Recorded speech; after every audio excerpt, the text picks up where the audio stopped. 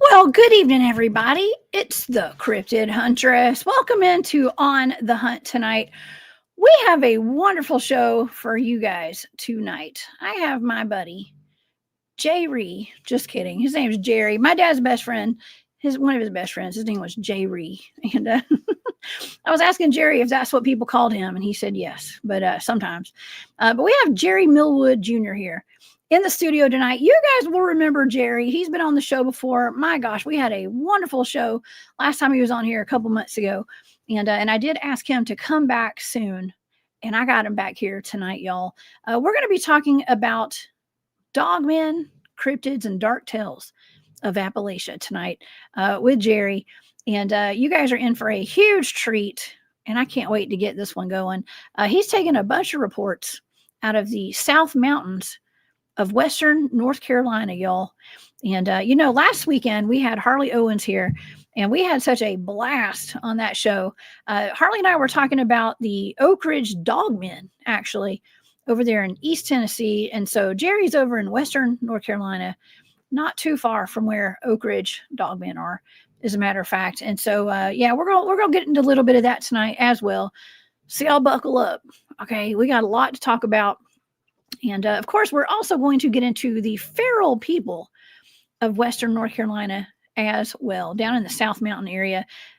Jerry's got some reports, y'all, on that as well. So, all right. Well, thank you guys so much for joining us on Thursday night. We had a live chat. We had Lance Hightower on the show, and we were talking about, the Alaska Triangle and the little people of Alaska.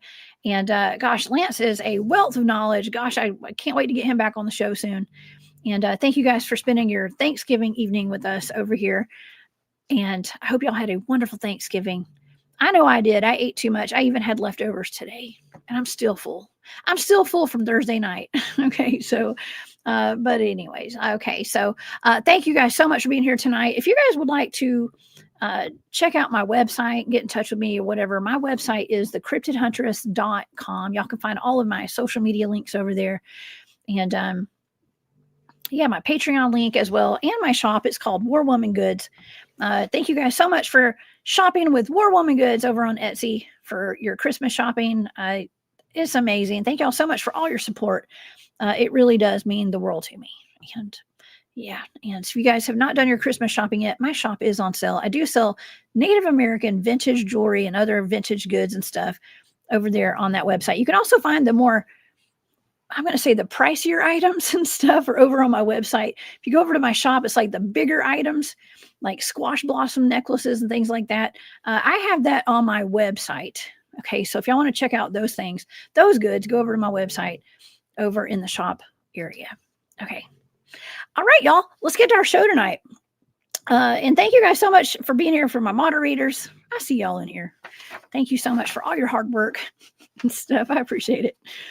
Okay, so tonight we are going on the hunt with Jerry Millwood Jr. We're going to be discussing the feral people, the Dogmen, the Bigfoots, and the Dark Tales of Appalachia tonight. Jerry Millwood Jr. is a lifelong resident of the South Mountains of Western North Carolina. He's a Bigfoot and cryptid researcher and investigator with North Carolina Investigates. We call it NCI, who's had encounters with cryptids and feral people of the Appalachians. And he has been interested in Bigfoot and all things paranormal since he was a little boy. Jerry was born and raised in Western North Carolina, and his North Carolina roots go back to the late 1700s on both sides of his family. He's a lifelong outdoorsman, camper, biker. Oh, excuse me, hiker, not a biker. Maybe he's a biker too, but he's a hiker and a tracker and a veteran of the U.S. Army. He's currently writing a book about the strange and unexplained phenomenon in his beloved South Mountains of the surrounding area. His YouTube channel is Rebels Dark Tales of Appalachia. It's a collection of strange and unexplained accounts experienced in the foothills and mountains of Appalachia. His team NCI is featured on Channel 12 TV network. You can follow him on his YouTube channel and on his Facebook. So please, and his TikTok, y'all. Do not pass up his TikTok. It is very entertaining. Please help me welcome to the show, Mr. Jerry Millwood Jr. Hey, Jerry. Hey, Jessica. Thanks for having me. Hey, thank you for coming back. I appreciate it. I didn't scare you off, apparently. Not. Nope. I'm just kidding. I'm kidding. Gosh. I wanted to make a confession right quick. What's do that? you do confessions on this show? This is we'll do the confessionals first. Let's hear it. Okay, so I got, since I've been kind of access in the world of cryptids and Bigfoots and going to conventions and all of these things and festivals and meeting other teams, but I've been starstruck twice. The last time I was starstruck was when I got to meet and make friends with Martin Groves. I was literally starstruck. But the first time, yes, I was starstruck. He's a cool dude, man. Is a cool dude. He is. Minute that I had to sit and to listen to him talk, I took advantage of it as much as possible. Staying up late, talking to him, sitting in his truck. He's a man of great knowledge. But the first time I was starstruck was my very first thing that I really got to do in the Bigfoot world. I was going to the Georgia Bigfoot conference, and I was looking at the advertisement, and I said, the Cryptid Huntress going to be there. I thought, wonderful, I'll get to talk to her. And so there, and you were there, and I went up and said, hey, check out my show. And that was awesome. I was starstruck that day. Oh my gosh. That was a fun event, wasn't it? I made so many new friends, and it was tickled. I was so tickled. I got to meet you too. And I was so excited. I got to check out your YouTube channel, and I saw your YouTube channel. I was like, all right, you got to come on my show. It was your TikTok too, Jerry. Your TikTok is awesome. And I could definitely learn a few things from you over there. I don't post as much on TikTok as I should, but you're really good at it. You got some good stories. You know how to tell a good story, first of all, but you have some wonderful reports out of the South Mountains of Western North Carolina when it comes to cryptids. That's right up my alley. Well, the longer my show ran, I started getting stuff from everywhere. I've had, I guess the farthest away was a ghost story from Okinawa that the guy contacted me and said, I talked to him on the phone, and he wanted to tell me about some Japanese bunkers in Okinawa, but everywhere. That's why I did the little, I branched off a little bit there for a few months, and I did Rebels Dark Tales of the Coastal Carolinas, because people down in the coastal region of North Carolina was saying, what's your deal? Why are you snubbing us? And so, okay, well, I did kind of a real sterile show where I talked about general sightings and threw it out there. And then I had some people contact me, but I love talking. I want to do stories out of Appalachia first and foremost, but I'll do stories elsewhere as well, as evidenced by my last, 10 episodes, but I'm getting ready to get back to the Appalachian stories. Yeah. Well, I like both of them. And I did notice, because I was like, wait, your Rebels Dark Tales of Appalachia, but I was seeing the Dark Tales of Coastal Carolina too, and I got a little confused for a second. I was like, did you change your name? But you're just covering both sides, basically, is what you were doing. I mean, Yeah, I get it. I get it. Yeah, and you cover the ghost stories, but the cryptids, man, the cryptids. I've been pretty impressed with some of those reports you've taken out of there, and it's so cool because you're not only taking these reports, you are a boots on the ground field researcher, and you and your team. I just absolutely love your team. By the way, NCI North Carolina Investigates. Those are some great humans. They really are. Yeah. And I've had every one of them on my show, I think, except for Tim. Tim has not been on my show yet. Oh, Bring you got to it, get Tim. Tim. Tim needs to get over here. Yeah, Tim deals. But yeah, y'all are awesome. And I know Harley's gone out with y'all before, and Harley Owens was on the show on Saturday.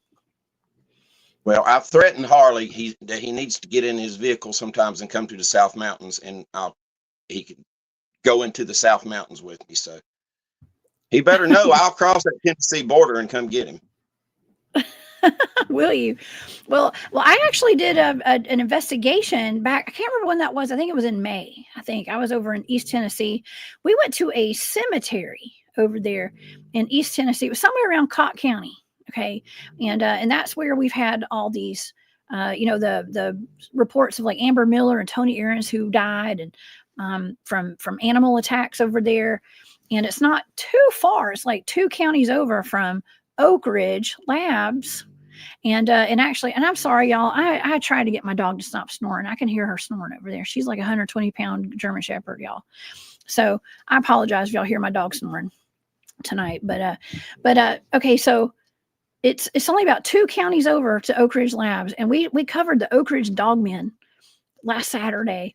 And I was wondering, how far are you? Where you live and you do your research? How far are you from that area, and from East Tennessee or even Oak Ridge Labs? How far are you from that?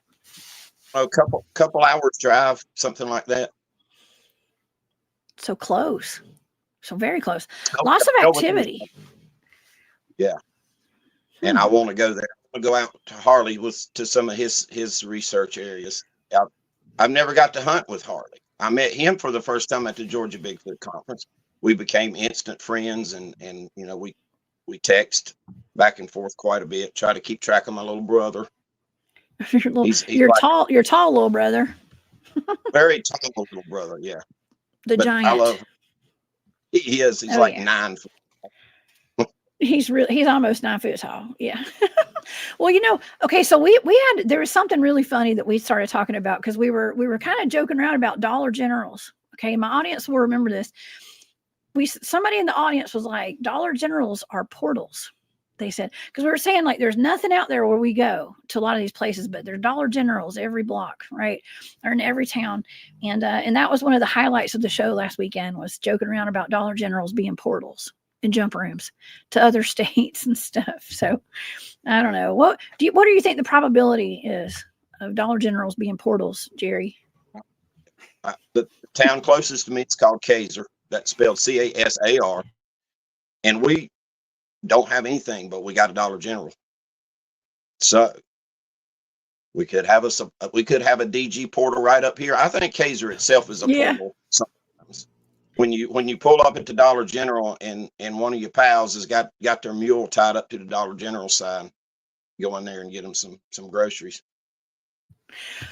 Do you say get his mule tied up to the outside? Oh man, it's hitched. Yeah, to the Dollar General, the big Dollar General sign beside the road. He had it hitched up. Oh my gosh! Well, that's awesome. It would have been a little more weird if they had a hitching post right outside the Dollar General. So if it's on the sign, I understand. Okay, that is so funny, man. That's funny. But yes, what does that say? Midwest. Gerald's asking, does Jerry have any stories of Appalachian wishing trees and Clutie trees? I have no idea what you're talking about, Gerald. Do you know what that is, Jerry? Yeah. I'd have never. Oh, you do?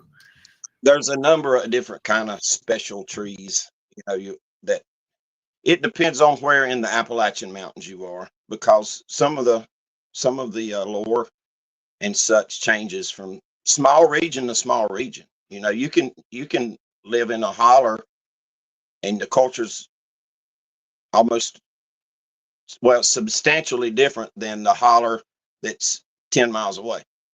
So what I grew up hearing about were was the Indian trees, like we called them, the bent trees. Oh yeah, That we have those down here too. Mark Cherokee. Because I heard a lot of lore from my great grandfather, who was adopted Cherokee. But as far what were those trees called again? Okay, it Wishing says tree. wishing trees and clootie trees. A clootie tree. Now the wishing tree, at least what I was, what actually my daddy is the one that called it a wishing tree. It's got like a protrusion out of it, I guess, where maybe it was twin trees. One of the trees died, and then when that happens, it leaves a hole, and it'll have you'll have a hole in the tree. And same thing as a wishing well, except you don't throw a coin in. You just make a wish when you see the. Yeah. But the clootie tree, I don't know what clootie tree is. We need an explanation on that. That's going to. I have no clootie what that is. Oh man, I'm not sure. We'll look it up. I'm sure Gary will put it in the chat here. I just got to scroll down. I want to take a quick commercial break and thank Rachel J77. Y'all, I just drove 12 hours from Montana back to Colorado and caught up on Cryptid Huntress episodes to pass time. Thanks, Jessica. Thank you, Rachel. That is so sweet. I'm glad that I could keep you entertained for 12 whole hours. I have what I was just looking, Jerry, on my channel. I have almost, I think it's like 900 shows or something on my channel. It's like, good Lord. I had no idea I had been putting that much work in over the years. So yeah, so you too can travel the United States and listen to my episodes and maybe make it across the U.S. by the time you get done with all of my shows. But thank you, Rachel. That's very sweet of you. I appreciate that. Oh man. Yeah, well, there's a lot of Appalachian folklore. Okay. And some of my favorite stories do originate in the Appalachians. And a lot of them actually are like Cherokee legends, Jerry.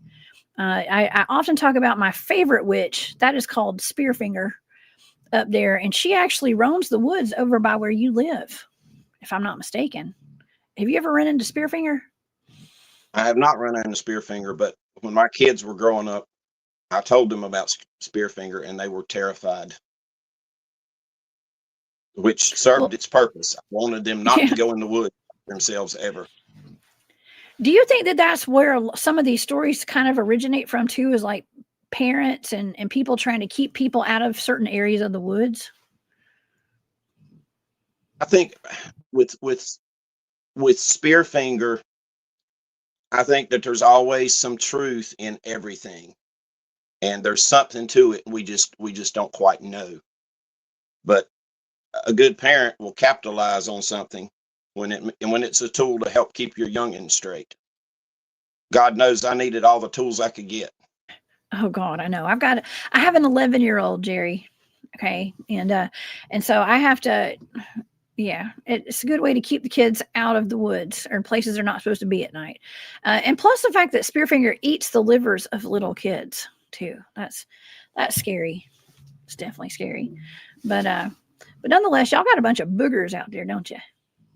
We got boogers all over the place in Appalachian mountains. You sure do. Now, the last time you came on the show, we got to hear all about your dog, your little dog, and she has since passed away. I want to say I'm so sorry to hear about your baby's passing. And Scoot passed in July. And I was actually in San Diego visiting my son. But the good thing about it is Scoot was 18 years old. He laid down to take a nap after eating and had a full belly, and he just didn't wake back up. And, if you're going to go, he lived a wonderful life. Even the 19 days he was in the woods being taken care of by Sasquatches. Yeah. Didn't you say that he came back smelling like stinky? Like what a Bigfoot smells like? He smelled exactly like the Bigfoot smell. 100%. There's no doubt in my mind whatsoever. Oh my God. Poor baby. Well, hey, at least he was taken care of though, because from what I remember, you said that he was pretty much blind and didn't have any teeth, right? He's totally blind and had 0 teeth. And he came back weighing a little bit more than he weighed before he got lost. Oh yeah, I remember that now. So he was eating good, high on the hog while he was gone. He was being fed. Oh yeah, oh yeah. Well, what have you had been going on your property today? Because right before we went live, you had been out there with your dog out in your yard, and you have a Great Pyrenees, I think you said, and it seems as though there might have been some activity out on your property and stuff. What you got going on out there these days? Jeff, my Great Pyrenees is one of 11, but he's my squatching dog. My other squatching dog, Bubba, passed away this summer as well. But Jeff lives to sit outside at night, and so this is cold weather. This is the height of cryptid activity here in my area, and more often than not, on these very cold nights, you're going to go outside and sit. It's just a matter of time before you're going to hear some vocalizations. And tonight was a number of vocalizations, and so I decided to go out into my pasture and go a little further downhill next to the woods. I don't go in the woods at night by myself. That's just dumb. Plain dumb. I will go. I've got my pasture right there, the fence. I've got a gate that I can crawl over, but I don't enter those woods. But anyway, there was a significant amount of hollering. I didn't hear any tree knocks tonight, but I heard a number of whoops. And Jeff wanted to stay outside, and there is an update on this situation. I always leave stuff out, but we don't let Jeff stay outside on the lead anymore by himself at night, because last week I was doing the NCI show, and so Nancy came in from work. She took Jeff out. She brought him back in, and I finished up around 9 p.m. that night. And I went to take Jeff back outside to hook him up, to the lead. He's got about a 50-foot lead. Mm-hmm. And I couldn't find the end of the lead. And I looked, and it had been ripped. It had been broken. Whoa. I made it out of paracord, which is the material that are the risers on parachutes. It's extremely strong. And I went in, I asked Nancy, I said, did what's going on with the lead outside? And she said, what are you talking about? I said, I couldn't find the other end of it, and I finally found it laying out in the yard off the porch. And she said, it was intact when I brought Jeff. Oh my. So it wasn't cut, it was broken. You could see the ends of the paracord was frayed. So that's why I didn't stay outside, and I had to wrestle him tonight to get him to come in the house so I could get on the Cryptid Huntress show. Jeff wasn't wanting to cooperate. Well, I'm glad you wrestled him to get over here. Oh my gosh. Yeah, paracord is something that I always keep in my bug out bag and my backpack when I go out in the woods. It's very strong. You're not just going to pull it apart with your bare hands. Like a human is probably not going to just pull paracord apart like that. We carry it for a reason, because it's so strong. And you can use it for any kind of survival situation, or to help build a shelter or do whatever you need to do. It's good to have that. And so it makes you wonder what in the world would have ripped that cord like that if it wasn't a booger. People around here, here's why I say it wasn't a person. For any of the events, of the many, many events that's happened, people around here don't sneak onto other people's property at night, because it's understood what may happen to you. And plus, people have respect here, respect each other's, privacy, respect each other's property rights, and that sort of thing. People know that if you're caught doing something like that around here, that might be the last thing you ever get to do here on this earth. So for that paracord, which was U.S. Army issue, that was the actual Army issue paracord. I've got a whole bunch of it from when I was in the service. That was the real stuff, and it takes I don't know the breaking poundage for that. So I think that it was just a message of you need to leave that dog inside at night, because he's getting on our nerves, because he barks when he hears any vocalization whatsoever, or even when he senses things that I don't hear, he barks, he goes on alert. And I think it was a message. Yeah, he gives away their location. That's what he's doing. And or maybe they could just have big hearts and they want to make sure he's warm when at night when it's cold up in those mountains, right? But it's probably more like he barks at him. I bet that's probably what it is. He does. He does. Yeah, He can smell it when we can't. He can hear them yeah. when we. So he gives them away. Their presence. He makes their presence known. They're Well, that's doing his good. job. That's what It he's is supposed to his do, job. Jerry. But I just don't want to leave him outside because of thing. Hmm. Scoot is the only dog story that I have involving Bigfoot in this area. Scoot is the only one with a happy ending. The others are horrible. They dogs that have been killed in horrible, horrible fashion. And Yeah, I that's don't want sad. that to happen to poor old Jeff. No, definitely not. Definitely not. One of my best friends. His name was Jeff. He passed away this past year, and I love Jeffs. I love Jeffs. Okay, and I know your dog is awesome, and we don't want anything to happen to Jeff. Okay, did you say you have 11 dogs? Yes.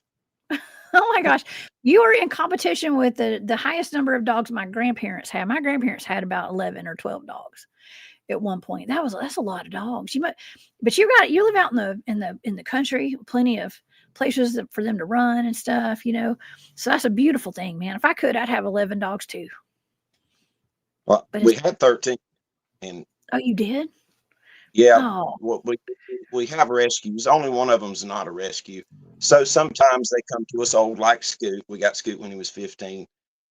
Sometimes they live a long time, sometimes they don't. But we lost 3 over the summer, all old age related. But we got a new one last week that was hit by a car, and they took him to the vet where my wife works. Did a lot of work on him, saved the fella, and then we fostered him. But we were foster failures. Have you heard of a foster failure? I have. I have. Well, so we've got a new dog named Buddy Boy. Oh yeah. Oh, well, that's sweet. That's sweet. I'm glad you got giving those dogs a good home. I cry every day. I hate that. I hate it that I'll scroll through Facebook, and I've gotten on the algorithm of all these pet shelters somehow. And so like I just sit around, my son will look over at me every single day and be like, "Mom, are you okay?" And I'm just sitting there crying. I admit it. I cry over dogs, y'all, on Facebook, I, looking at all these pet shelter pets and stuff. I'm like, man, if I could, I'd go adopt every one of them. Okay. But anyways, yeah. Oh my gosh.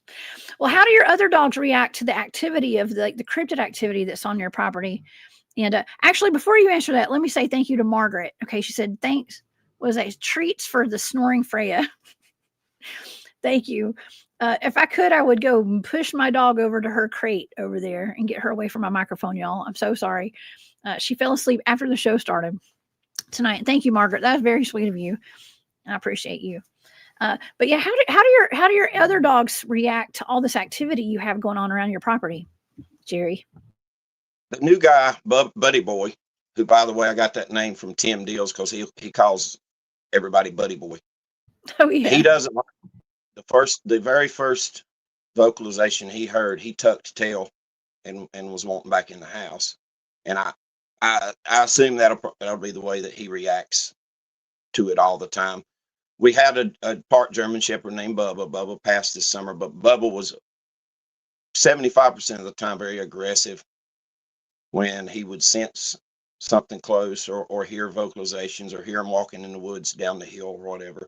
But other times, like the howl, he would hear the howl and he would tuck tail. All right. Bigfoots don't normally howl. Do you think that howl is a Bigfoot or something else? I can't attribute it to a Bigfoot because you would think that I've only heard it 8, 10, 12 times in the past 10 years. The first time I heard it, it scared me. Very low frequency. People, the armchair quarterbacks are always going to hit you with that's a coyote. Well, I happen to know what a coyote sounds like. I've spent a lot of time in the woods. I know what a wolf sounds like, and it's much too low. There's too much lung capacity behind that howl for it to be any kind of a canid, any kind of a canine. And I heard it the first time, and it was within 100 yards down the hill from me. And I actually, it haunted me. It haunted me to the point I sat down late one night and started doing something I'm not prone to do. I started kind of writing a horror poem about it. And to this day, if I hear it, it's a haunting sound. My daughter heard it staying here one time, and she slept with the light on all night. My mom was staying here one night. She got to hear it. Mom too slept with the light on. It's a very scary sound, but I just don't think it's a Bigfoot.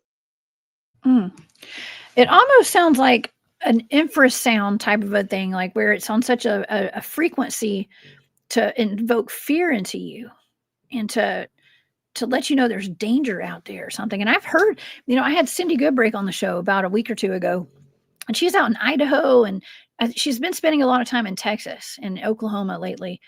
And she's had a lot of Bigfoot and cryptid activity and research under her belt, basically. And she said that she was telling us about how she loved to get in her jacuzzi at night. But I think this was in Idaho, if I'm not mistaken. Yeah, this is in Idaho.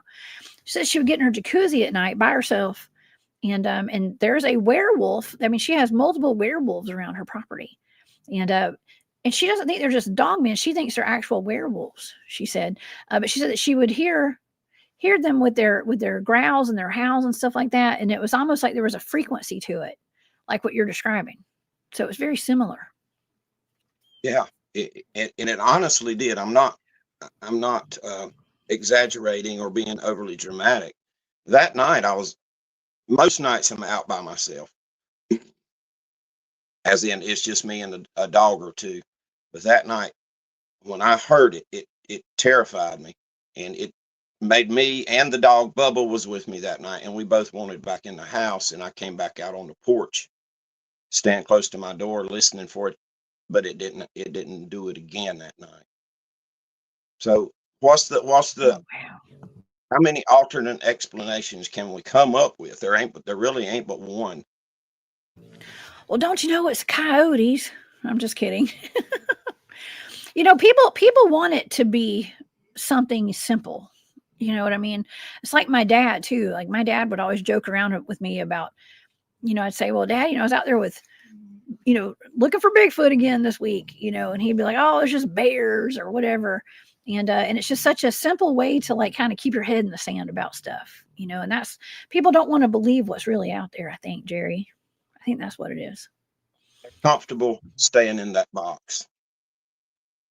The easy explanations, the explanations that offer less risk to us in our mind is, that wasn't a dogman, that was a coyote, or that wasn't a Bigfoot you saw, that was a bear, that kind of thing. But a majority of people are like that. Well, they don't want to risk looking crazy like us. Maybe that's what it is. That's another big thing that having interviewed so many witnesses who came to me, by the way, I didn't go out beating the bushes, knocking on doors, but a lot of them kept their stories just either to themselves or within a very small group, for not wanting to be marked as crazy or not wanting to be marked for breaking the code of silence. And so I get that, but most people just want the easiest explanation, the one that's easiest to digest, and you move on and you don't have to think about it. People like us, we want to know what is that, and why does it not fit in the box, and we're going to try to explain. Exactly, it does. Yes, we go running towards it usually. Colleen, hey Colleen, she says low frequency in a growl howl make a person's legs shake. A lion did that with me with a rumble growl at the zoo. I wasn't even in view and not afraid, but my knees were shaking. Body memory, probably is what she thinks. That's interesting. Yeah. Like I said, it's almost like that. It puts off like an infrasound kind of. And Jerry, I was up in, where were we at? Oh, we were in Alabama. Okay. Alabama about a couple months ago. And Harley was there with us, but I had some of my friends, my team was out there, one of my little teams. And we were doing a little Dogman Bigfoot investigation out there. And a lot of Dogman sightings. I had my own little Dogman sighting, I think, like down the road from where this WMA is, out in Talladega National Forest. And Harley and I both got hit with infrasound out there, and we had different reactions to it. We both got sick, but he like nauseated. I was vomiting and stuff. Harley got mad. Like he was like in a really irritable state. And I got a massive migraine headache. And I started crying. And I was like uncontrollably crying. I don't do that. That's not me. I don't do that. But I wasn't like uncontrollable or I was sobbing or people knew I was doing it in silence because I was embarrassed. I didn't know I was crying in the dark. Thank God. Okay, but it was just kind of weird, you know. And as I got hit with infrasound a second time down at base camp, a tree got knocked over in our camp, a big tree, and there's some people up the road from us that were camping out in a camper, and they saw a big hulking figure run across the road right after that tree fell. They heard the tree fall and all that stuff too. And the lady who was up there texted me. She had my phone number, and she said that they had just watched a figure run across the road, a big hairy figure on two legs right after that tree fell. So anyways, but we were hit with that. There was no sound to it though. You know, it wasn't like a growl or anything, but I feel like I think that's infrasound, and it can come in different forms, I think.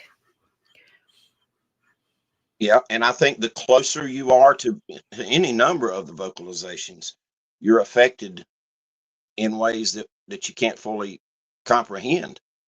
There's been times when there's other vocalizations really close that affected me in ways that it didn't affect me if I heard it far away, if that makes sense. Oh yeah. I feel like there are ways for these cryptids like Dogman and Bigfoot. There are ways for them to keep us out of areas by just putting off that infrasound or that energy or whatever. Have you ever like walked into an area out in the woods? And I call this the energetic brick wall, where like you just hit something that's invisible. You can't see it, but like your body tells you to stop and to not move Yes. forward. Have you ever had that? I have. And I'm going to tell you, the first people that I actually had to talk to about all of this was Bob Trent and Dwight Campbell. And Yeah. I had 1,000 questions for them, but one of them was, sometimes I go out here, I'm in my pasture or I'm in the woods during the day, and I get this horrible feeling telling me to leave the area. And they both said, well, you should leave. If you get that feeling, there's a reason for it. And it's the best explanation is what you're saying, an energy thing. And I saw it happen and felt it happen. I was with George and Tim up in one of the research areas near Tim Dill's house. And George was taking me to show me an area with some structures that they felt like was some type of nursery for raising young. And we got halfway up that hill and George was overcome by something. And he said, we're turning around and leaving right now. And I felt something in the air. And when your buddy says, I got a horrible, horrible feeling, we're leaving, you go with your buddy. And I felt it. It was palpable, you know? Oh yeah. No, listen, you gotta pay attention to your body. You got to pay attention to your intuition, your gut feeling. If your gut is telling you to get the heck out of Dodge, don't stick around. Just don't. I mean, if all the times I had listened to my gut when I was younger, I could have gotten myself out of some sticky situations. But I chose to learn the hard way and not listen sometimes. So we all do that. But as you get older, you start learning to listen to your gut. And yeah, you know, my buddy Javier from Cryptid 559 in Fresno, California, comes on the show pretty often.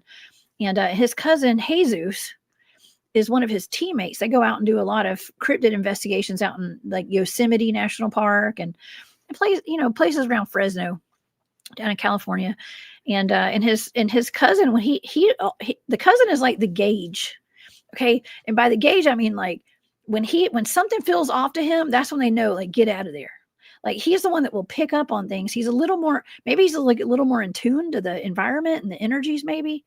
But it's like there's certain people out there. If somebody says like, hey, I'd have a bad feeling about this, let's get out of here. Just get out of there.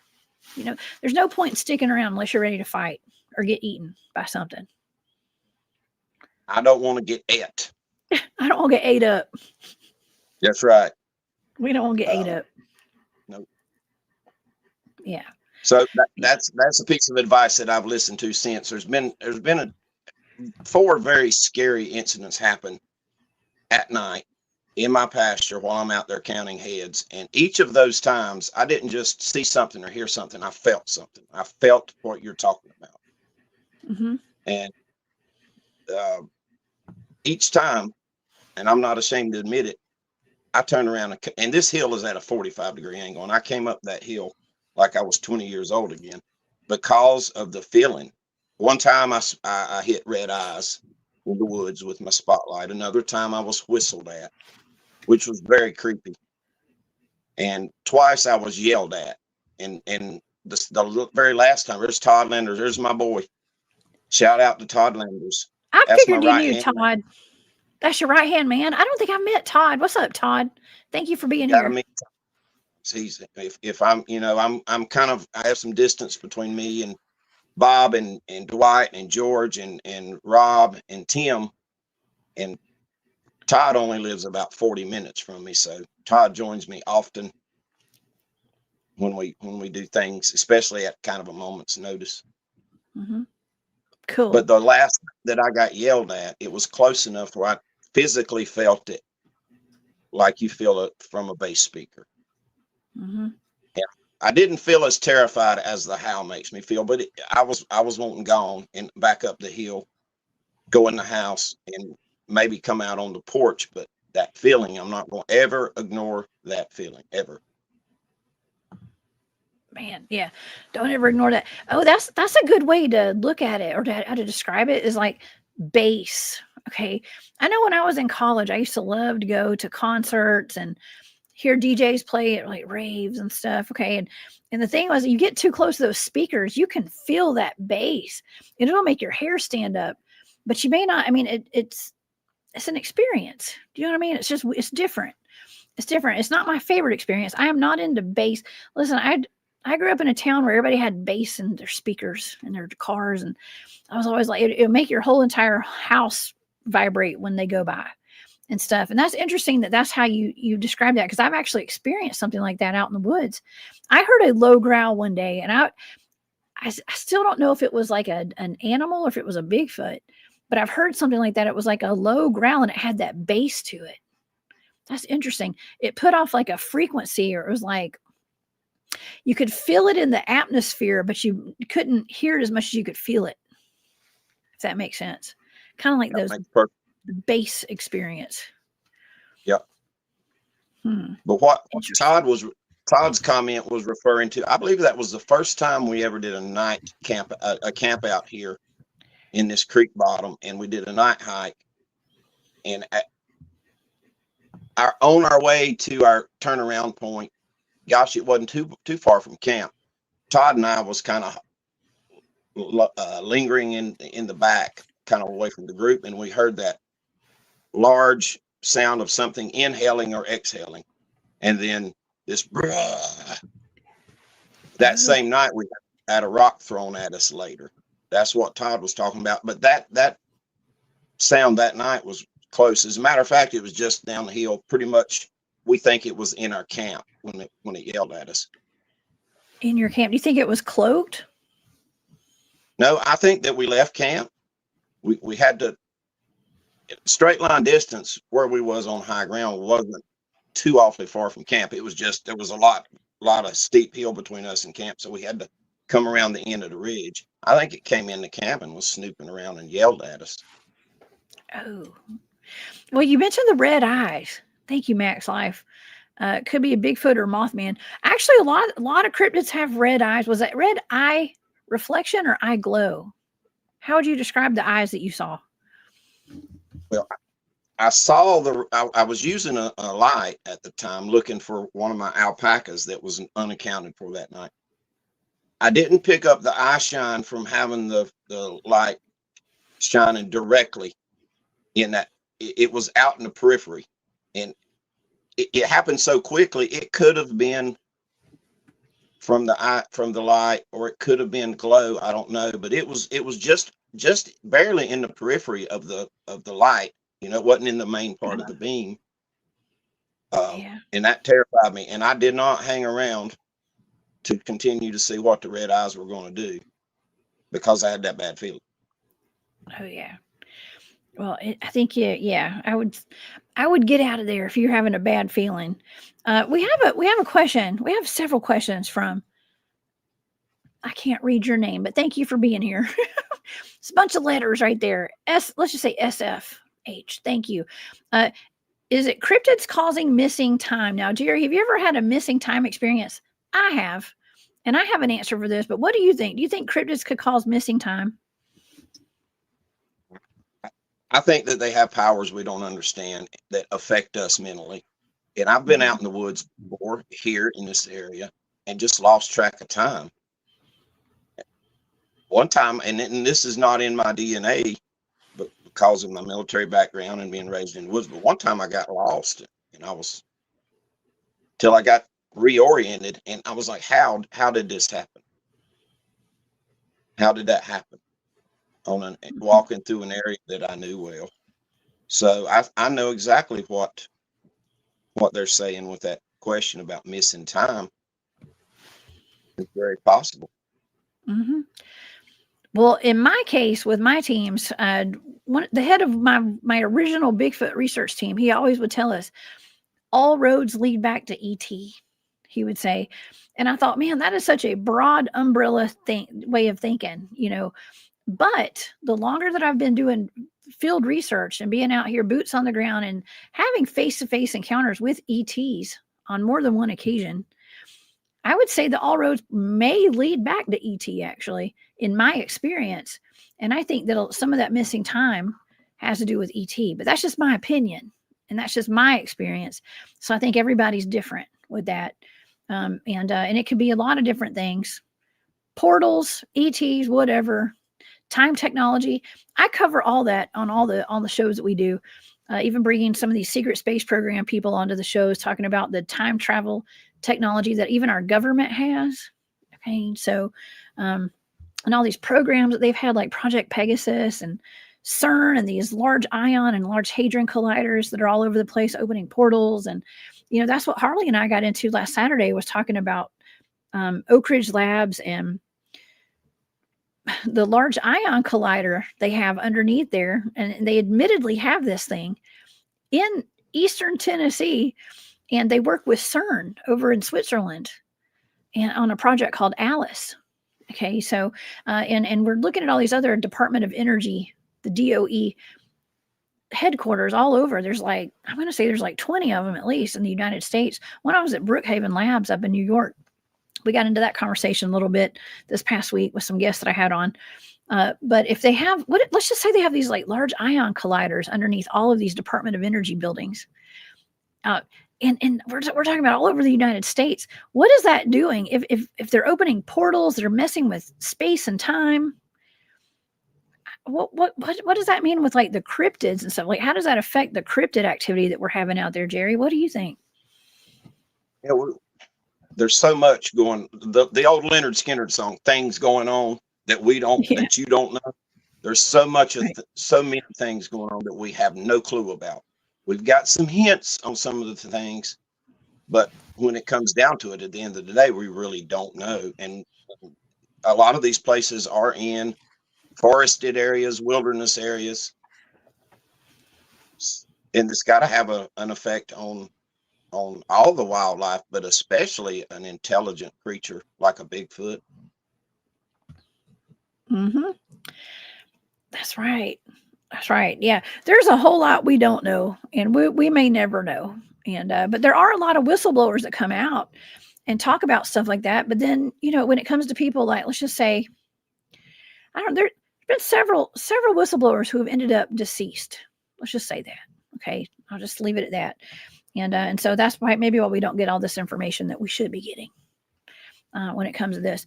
You know, my thing was like talking about and looking into these Dogman programs and the possibility of some of these programs coming out of places like Oak Ridge.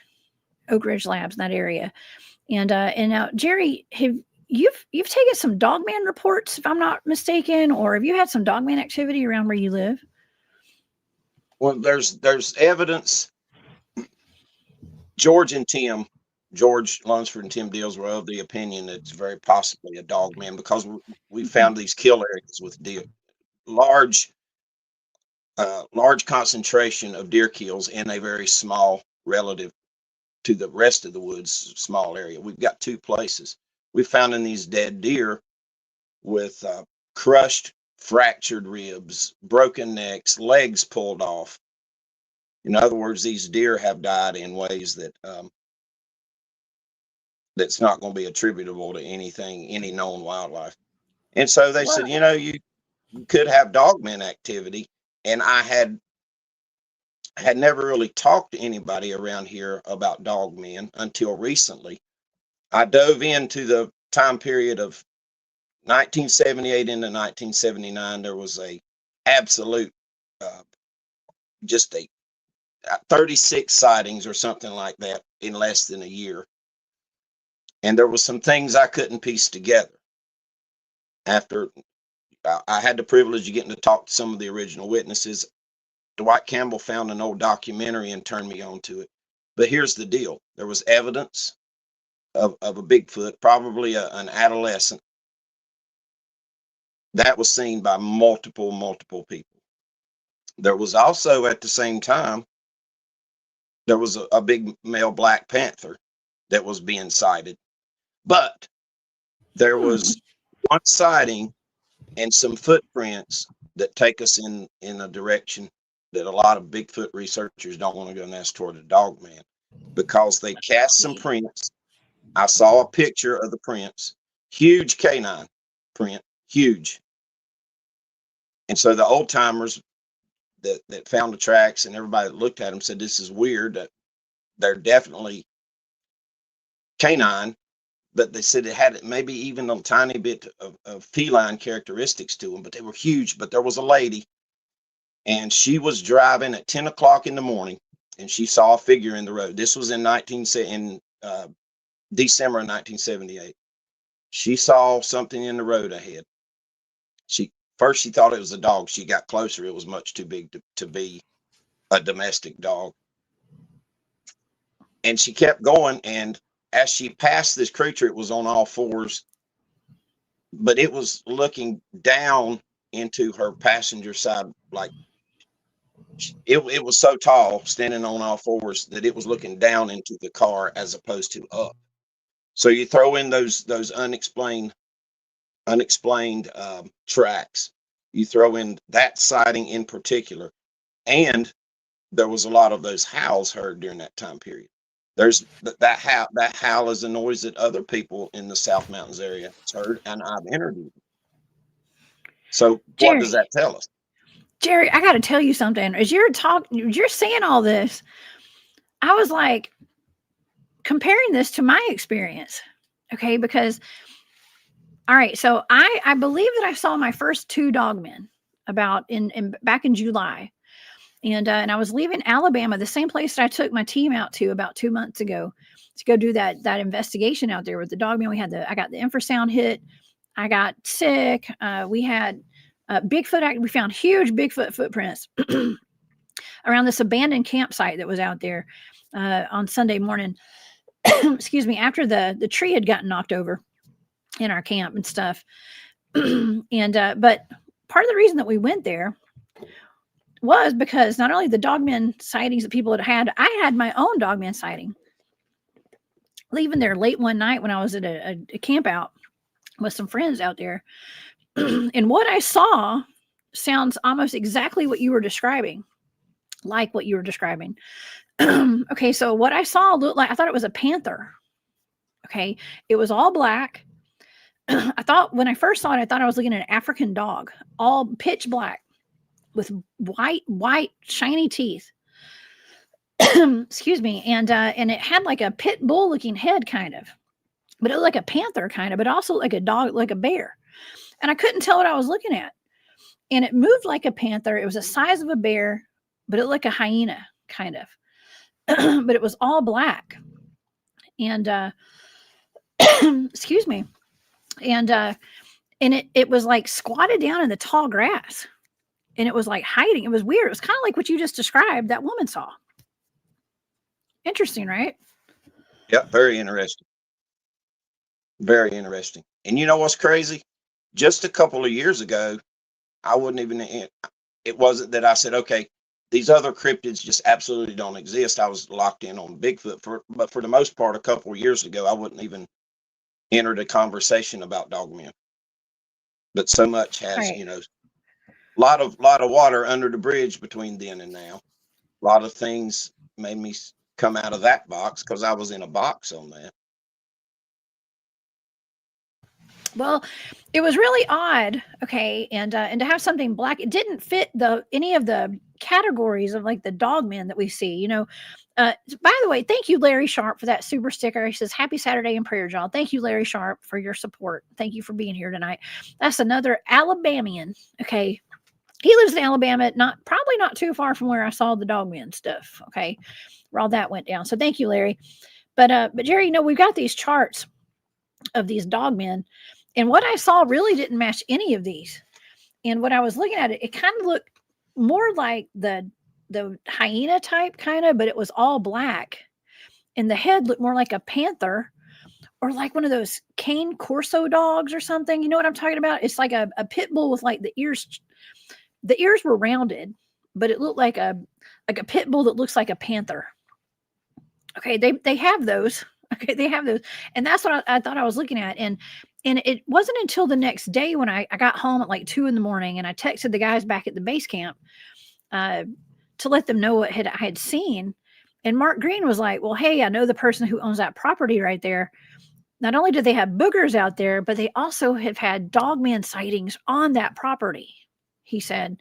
And not only did I see that one on the driver's side of the road, on the left side, but there was another one on the right side of the road, and it had its back turned to me, and it never turned around, but I could see its shoulders and its whole back. It was just so weird. It was so confusing because it wasn't like normal animal behavior with both of those. Right. You know what I mean? It was almost, I don't want to say cartoonish because it wasn't cartoonish. It was just very weird because it was like nothing I'd ever seen before. That makes perfect sense. How you're saying that cartoonish. Yeah. We don't know we don't know outside of the fact that people are seeing these things and there's evidence. I saw a couple tracks for the first time back in the spring when George and Tim took me up into one of the research areas, and we saw tracks at the LBL. Was just absolutely blew my mind to find the tracks. Oh yeah. I just noticed right now we have Harley Owens in the chat. We also have Roger. What's up, Roger? Roger was at that camp too. I saw him and Harley out there at the Talladega hunt camp out there. And yes, Roger, that place is weird. Now, a place that's probably even more weird than where I was is the LBL. And I have not been there yet, Jerry. I'm a little jealous. Okay, my team was out there with you, by the way, part of my team. And tell me what happened out at the LBL. Anything? I know there's probably some things you can't tell me, but what was it like going to the LBL? It's like the pinnacle of dogman research out there. I'll jump ahead in the story a little bit, and then I'll jump backwards. But I saw some tracks, and that was the only time, other than this spring, when I saw the weird tracks up in the big mountains in Macon County. But the tracks, my jaw dropped. There was clear, huge canine tracks, huge. But then there was another type that I never seen any kind of track even come close to them. And I photographed them. I have them photographed. But this one, it's got 4 very long nails on it, not claws like a cat. These are nails, but very, very long compared to the rest of the foot, with a strange center pad. And it was sunk into the ground. It was heavy, in other words. But trailing behind the track it looked, I don't know, like something struck the ground and then the foot hit. And that's the kind of track we saw up there in Macon County. But we saw two different kinds of these weird tracks there in one location. And that was day one. That was the first day. And there was plenty of squatch tracks, but they were all small, as in like children squatches. The mid-tarsal breaks on these little bitty Bigfoot tracks was remarkable. But we saw those tracks, and that blew my mind. It's another thing in the whole progression. It's made me say these things are real. Harley's photograph is the best evidence that I know of these dogmen. And Harley's got some good ones. Yes. Yeah. Harley, I think that's where Harley took us. I think that's where I went with him to the cemetery. Harley is in the chat. What's up? What's up, Squatch Seekers of the South? Good to see you here. But yeah, Harley took us to that spot, I think, where he got that picture at, if I'm not mistaken. And there was a lot of cryptid activity. Harley said yes, that's it. Yeah, I went there. We had Dogman sign out there and Bigfoot sign and activity that whole weekend that they were all out there. I stayed one night. As usual, that's my MO when I go places a lot of times. But anyways, Harley, and I think, if I'm not mistaken, Harley got that picture from having a camera on his back, if I'm not mistaken. I don't know. There's some good Dogman evidence out there, Jerry. People are like, well, where's the pictures of Bigfoot? Where's the pictures of Dogman? We've got them. They're out there. No. Of course, we have the CGI and the AI now, which sucks. But there's pictures pre-AI as well. And then you have all the. I'm a person that doesn't believe. You hear people say, well, anecdotal evidence is the weakest of all evidence, and I don't agree with that. I do not agree with that. Especially, if you're a person, for whatever reason, you've had some experience in reading people. And I've been fooled. There's a couple of times in all of this that I mean, they got me good.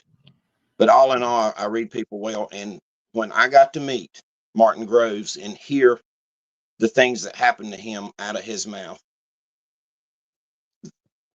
that's solid evidence. That's as good as a photograph in my. And he had a witness with him the first time it ever happened. There's so much Dogman activity up there. There's so much Sasquatch activity. There's so much supernatural activity in the LBL. When the sun set that night, you could feel the change. I could feel it. And we were camped in a cove, and there was high ground over to one side of us where we were camping. And actually, there's a graveyard up on top of that hill. But the first night there was vocalizations that were, it was unearthly. It sounded like it was trying to mimic an owl, but it did a poor job of doing that. It was the closest thing we could come to describing it was a poor mimicry of an owl. But none of the other owls that were vocalizing would answer that one. And that thing went on all night. Bigfoot, dog, I don't know. I don't know if that was Bigfoot or Dogman, but then Martin said, well, you're going to be watched the whole time you're camping in this area, day and night. And sure enough, Robert, that first day before it was dark, Robert Effler saw movement up in the woods, and we went immediately. The group of us went to investigate, and we found a huge pile of mussel shells that had been cracked open in the middle of the woods, not near the water. And that could be either Dogman or Bigfoot. But then nighttime came, and I was regretting having set my tent up so close to the woods, kind of away from other people. It's like, why did I do that? And we felt that feeling so many times in those three days that we were in the LBL. Jerry, that's what I like to do. I've always liked to put my tent kind of far away from everybody, and I joke around about it because I was like, I don't want people to hear me snoring at night and stuff. Okay, in case I were to do that, but I usually end up regretting it in the middle of the night.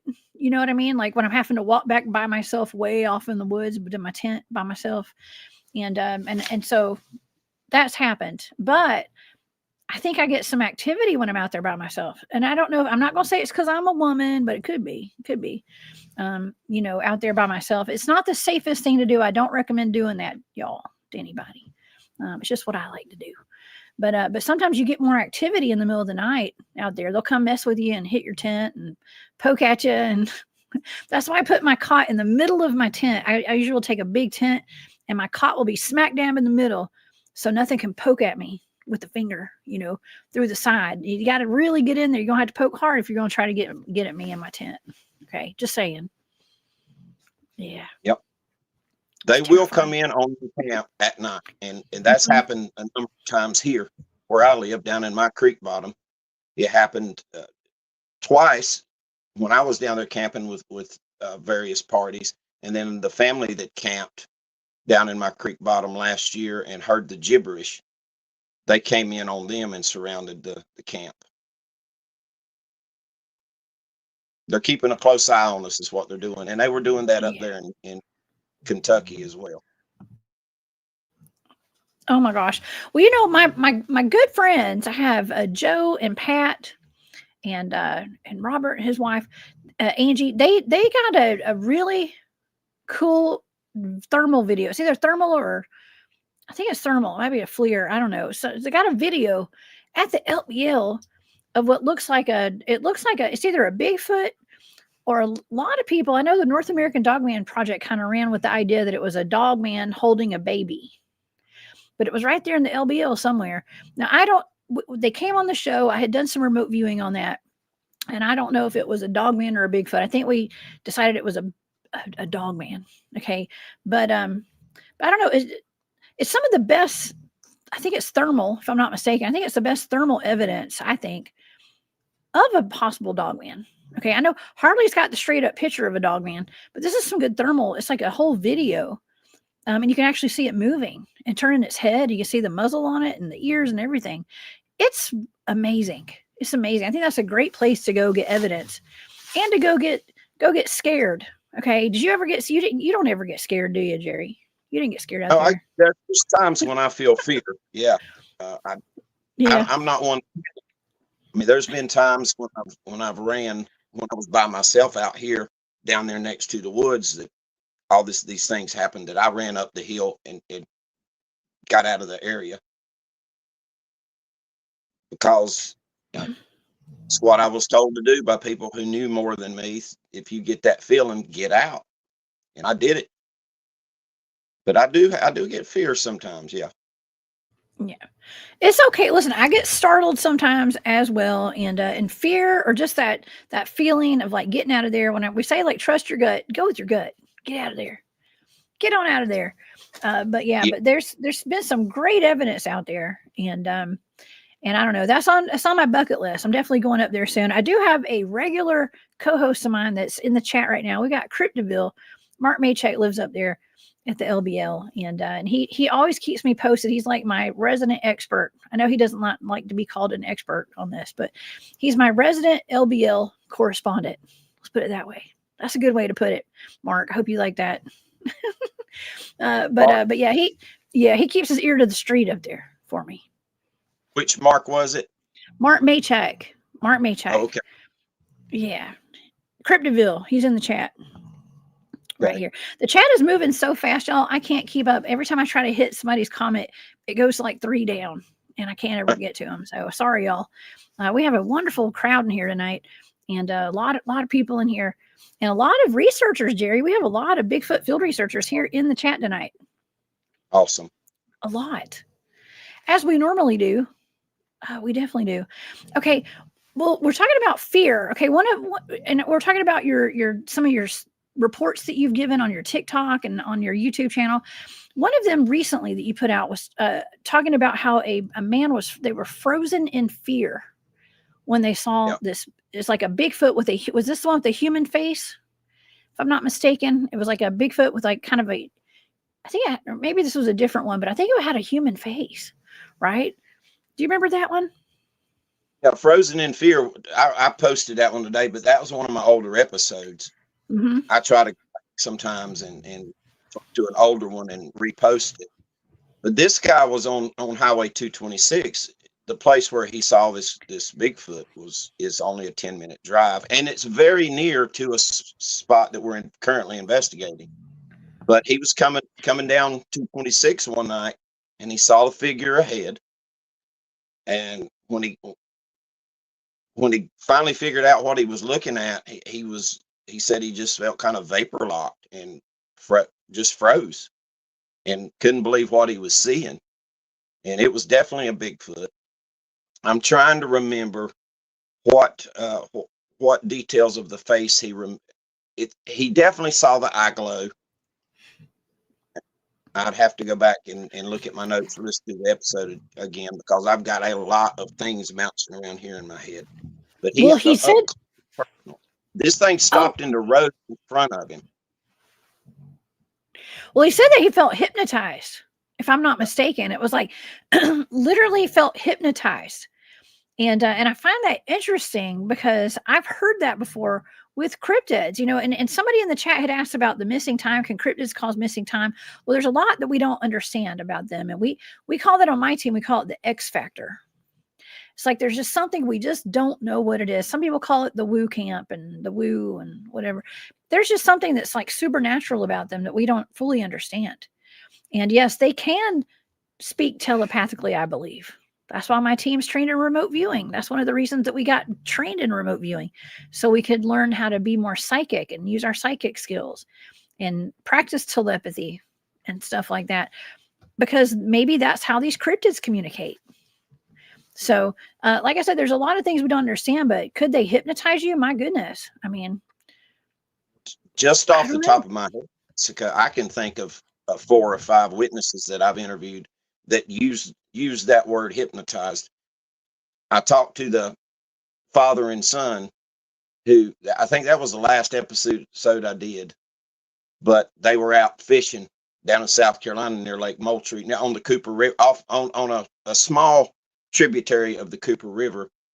And this was daylight, and it was in the water. When they got close enough to it in their little John boat, and it turned around, he said he couldn't move, that he was absolutely paralyzed and hypnotized, and it was smacking the water and yelling. And finally he said, I came to, like he was in a trance. But and there's others too. A good friend of mine who's since passed, he was one of the first witnesses to ever come and talk to me. He was up in the South Mountains hunting squirrel, and a Bigfoot came down the hill to the creek as he was watching on high ground over on the opposite side, and it started coming toward him. And he said he couldn't move. He put his back against the tree and just looked down. He said that's all he could do. And finally he looked up a few minutes later, and the creature was just looking at him, and it turned and went the other way. He said it was 30 seconds before he could move a muscle. Whoa, that's wild. Face-to-face encounters.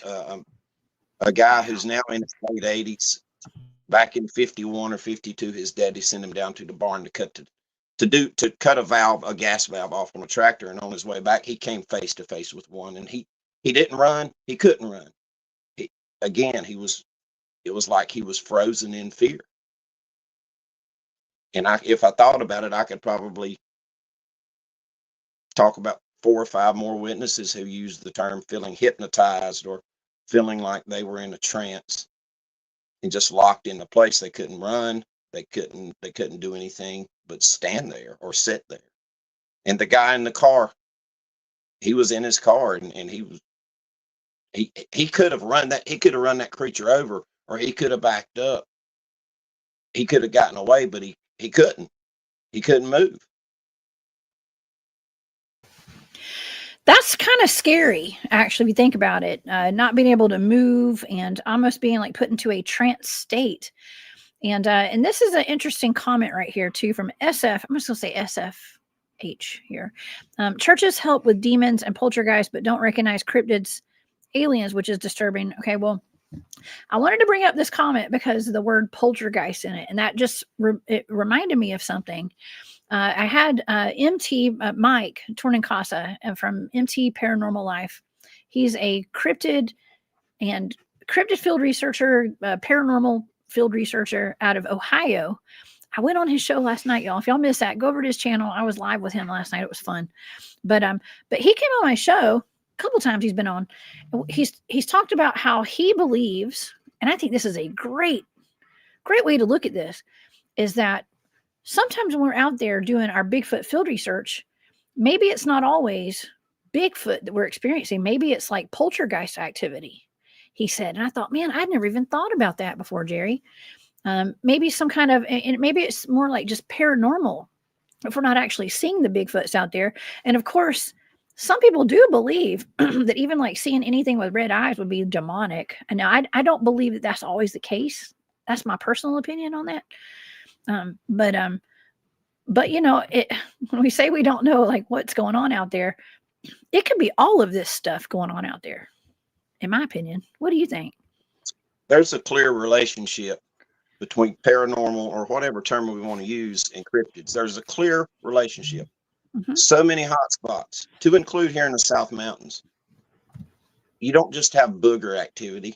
You've got the weird lights. We have weird lights that are on the ground here. We have weird lights in the trees, weird lights that are just above the trees. And I guess they're UFO. They're definitely unidentified, these kind of either orange or white lights in the sky.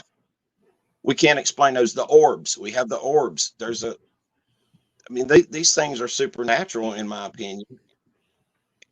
And there's a relationship between cryptids and all this other stuff. Graveyards are a place that Bigfoot and Dogman really seem to be drawn toward. And I would love to know poltergeist and all of that. I mean, who knows? We know there's a relationship. I will put all my money, the whole farm, on there is a relationship between all these supernatural things and cryptids. And I noticed the lady's comment was that a lot of churches won't recognize the existence of cryptids and aliens, but I can offer a little bit of insight on that. I am also a Pentecostal evangelist. So my home church, my preacher, my pastor uses me a lot. And obviously they know where I stand on all this stuff because I'm plastered all over YouTube and TikTok. And I'm happy to report I get nothing but support. Mm-hmm. But that's not every church. People don't want to talk about that, although there's biblical accounts of the Nephilim and all of these things. But that's another thing. It don't fit neatly into the box, so we don't want to talk about it as church folk. Mm-hmm. Yeah, I never heard any of our pastors give a sermon on Bigfoot. I haven't. But I actually did have, and that's wonderful that people are so open-minded these days. But there's a lot of people that aren't, of course. But I had my good friend Doc come on the show. He's been out in the field with us, out in Tennessee with Harley, actually. And Doc Brown, he's got a YouTube channel called Prometheus Lens. And he came on my show. We talked about Esau and the story of Esau in the Bible.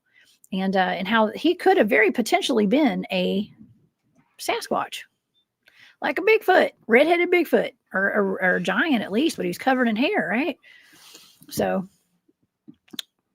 yeah, that's what the Bible says. He was a very, very hairy man.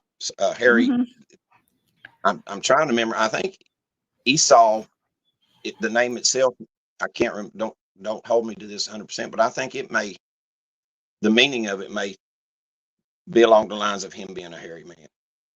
But the Bible don't give us all the answers. So if people think that it's the answer, it's to answer all questions.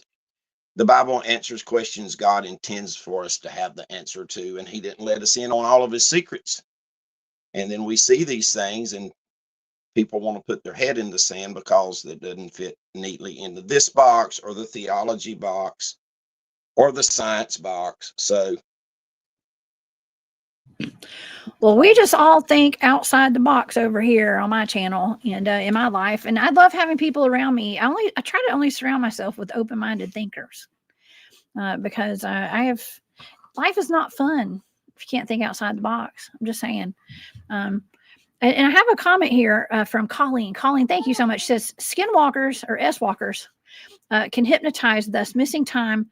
My cuz, a former police officer on the reservation, was chasing an S-walker, and he or it got away. Next thing he remembered, he was 30 miles away with no memory of in between. Oh my gosh, that's terrible.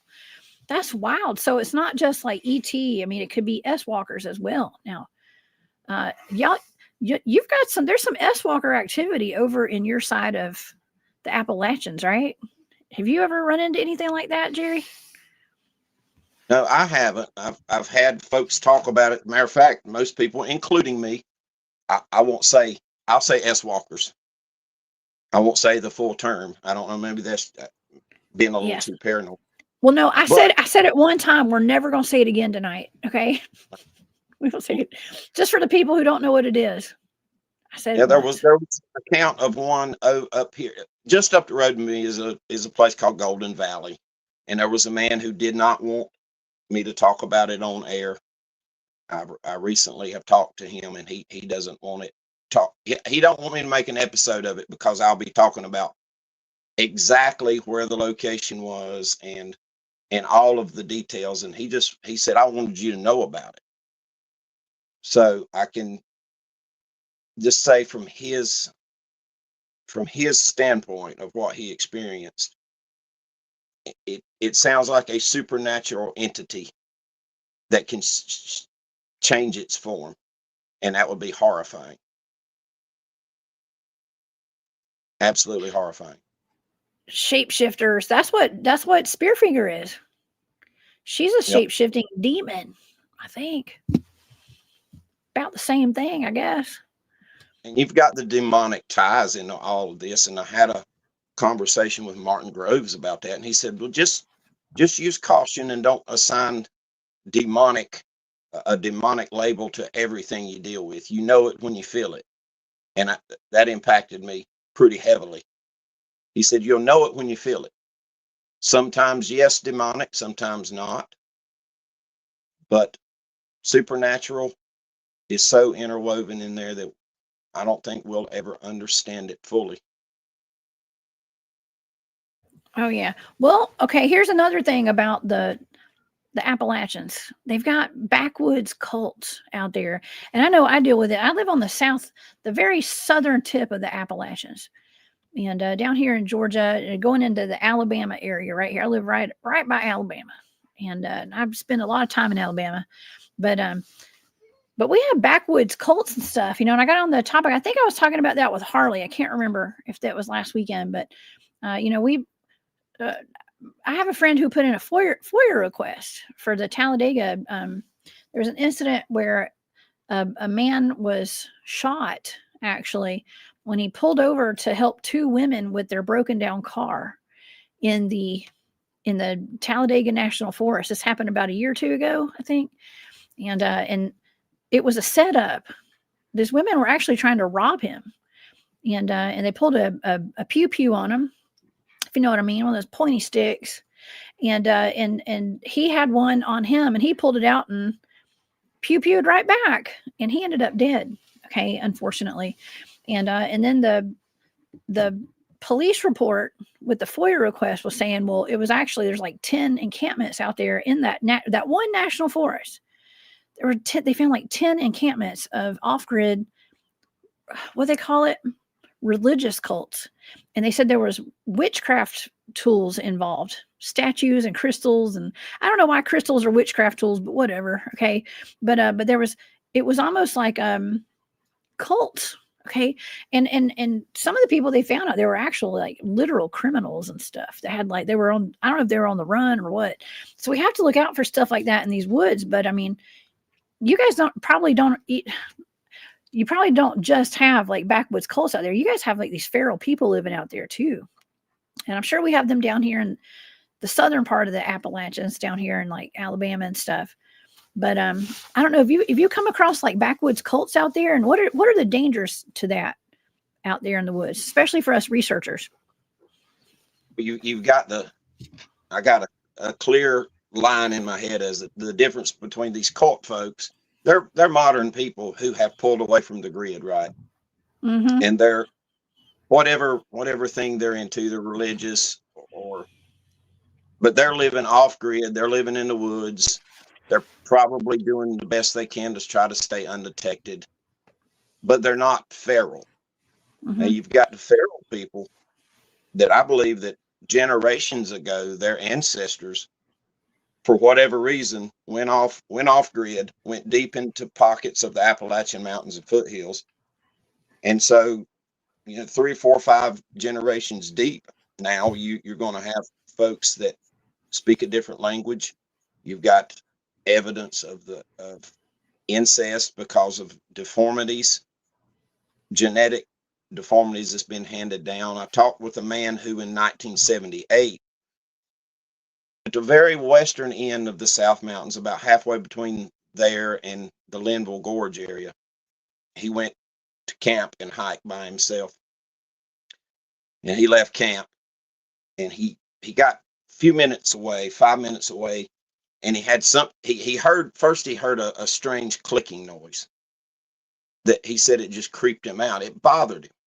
He wasn't sure what it was, but he also had to stop, got a rock out of his boot. And he was maybe 5-10 minutes from camp, and he got the rock out, and then he just sat there thinking about the noise he had heard. He said he actually pulled his thermos out of his knapsack and had a cup of coffee, and he decided to head back to camp.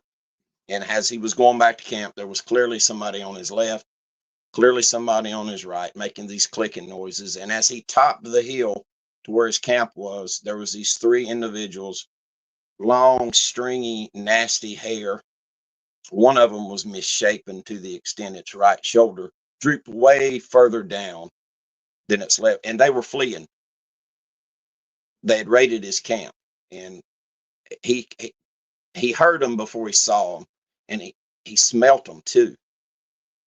He smelt his he said it was just the human odor, like when you don't wear deodorant times 100. But he saw them, and they were clearly not just regular people living in the woods that come to rob his camp. These were folks that who knows how far back their ancestors go and living in pockets. And I think that they still exist. I saw a footprint in western Rutherford County, North Carolina, that was made. It was clearly a flat-footed person, and the guy that looked at the print, he said somebody would have to go barefoot their whole life to have feet that flat. It was in the middle of nowhere. We were going to look at a cave. We ran across that print. So you've got cult people who are modern folks that's chosen, recently speaking, relative to the timeline, they've chosen to go off grid, and they're dangerous. Obviously, if I think that if they can get you, kill you, take your stuff or whatever, it's going to benefit them greatly. I believe the feral people, the actual people that has lived their whole lives deep in the woods, no contact with society. I think that the evidence indicates that they mainly try to steal without being caught, that they don't want to have any contact with people whatsoever. Mm-hmm. And I don't want to run into either category. No, I mean, I would rather not as well. Okay, but we have to be aware of this as researchers and people that go hiking and anybody who explores even our national forests. I don't think state parks are.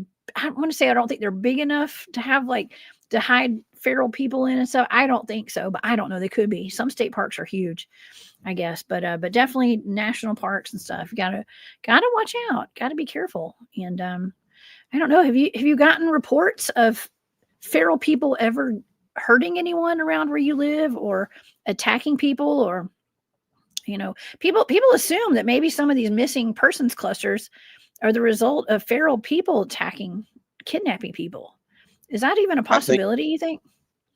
I think that that's a good possibility. And I've had, involving feral people, I've had 2 reports of eyewitnesses, and one of them's relatively recently on the again over, interestingly enough, over on the western end of the South Mountains. And the South Mountains are 100,000 acres, and then the wilderness around it, you're going to add another 50, 75,000 acres of wilderness. But he didn't feel like that he felt like they were just trying to menace him. They were trying to intimidate him to get him to leave the area. And the account I just told you about with the man in 1978, they fled. Those feral people fled when it became obvious that he was coming back to camp. They didn't want to have any contact. But this other guy that I recently talked to, he said they would push the line, try to come in as far as possible, especially at night, to steal stuff, to steal food. He said they even stole grain. What they did with the grain, who knows? I don't know if they ground it up and made bread out of it, but the times he would go outside, that they would scare him, and they would yell and holler and run off whooping, and I guess trying to dissuade him from pursuing them. And that happened more than one occasion. Now, this wasn't in the last year or two. This was his last encounter like that was about 10 years ago. But I could take a whole platoon of soldiers, and we could go into those South Mountains. And if we never wanted to be seen, you'd never find us. Oh, man. Is it that thick out there? I mean, there are a lot of caves out there. We don't have a lot of caves. You got to go kind of northwest of the South Mountains to start hitting some caves, but there's plenty of available shelter with rock shelves and old structures, old dwellings that you never know when you'll run into an old homestead. And they can make a living in the woods, whether they have a cave or not. I think the caves make it easier for them, and I think the caves might make it easier for Bigfoot cryptids too, but they don't have to have the caves. Because as far as I know, near me, we don't have any caves really close, but we've got so much activity. Feral people would know how to survive in the woods, just like, if somebody's an expert in survival, you don't have to have a cave to survive. If you know what you're doing, you can make shelter. You can find, surprisingly, you can find sources of shelter in ways that you had never thought of unless you're trained in it. And obviously a feral person would have grown up in that environment, and they know all the tricks of the trade when it comes to living off the land. And people wonder where Bigfoots go and how they stay not seen, how they stay so hidden. It's like, well, if feral humans can do that, what do you think Bigfoots can do? And here's another question I have is like, where's the line between like feral people and wild men? We used to get all these wild man reports back in the 1800s, and they're in and by reports, I mean newspaper clippings. Historical newspapers would write about wild men. And there's some pretty famous wild men, like the Kentucky wild men, the wild man of Ocheesee Pond down in Florida, down at Chattahoochee, Florida. Or I think it was Tallahassee, wherever Ocheesee Pond is, I don't know. But you got to wonder, like, were those just feral people, or were those some kind of like Neanderthal type 4 Sasquatch? Right. I've thought about that a lot.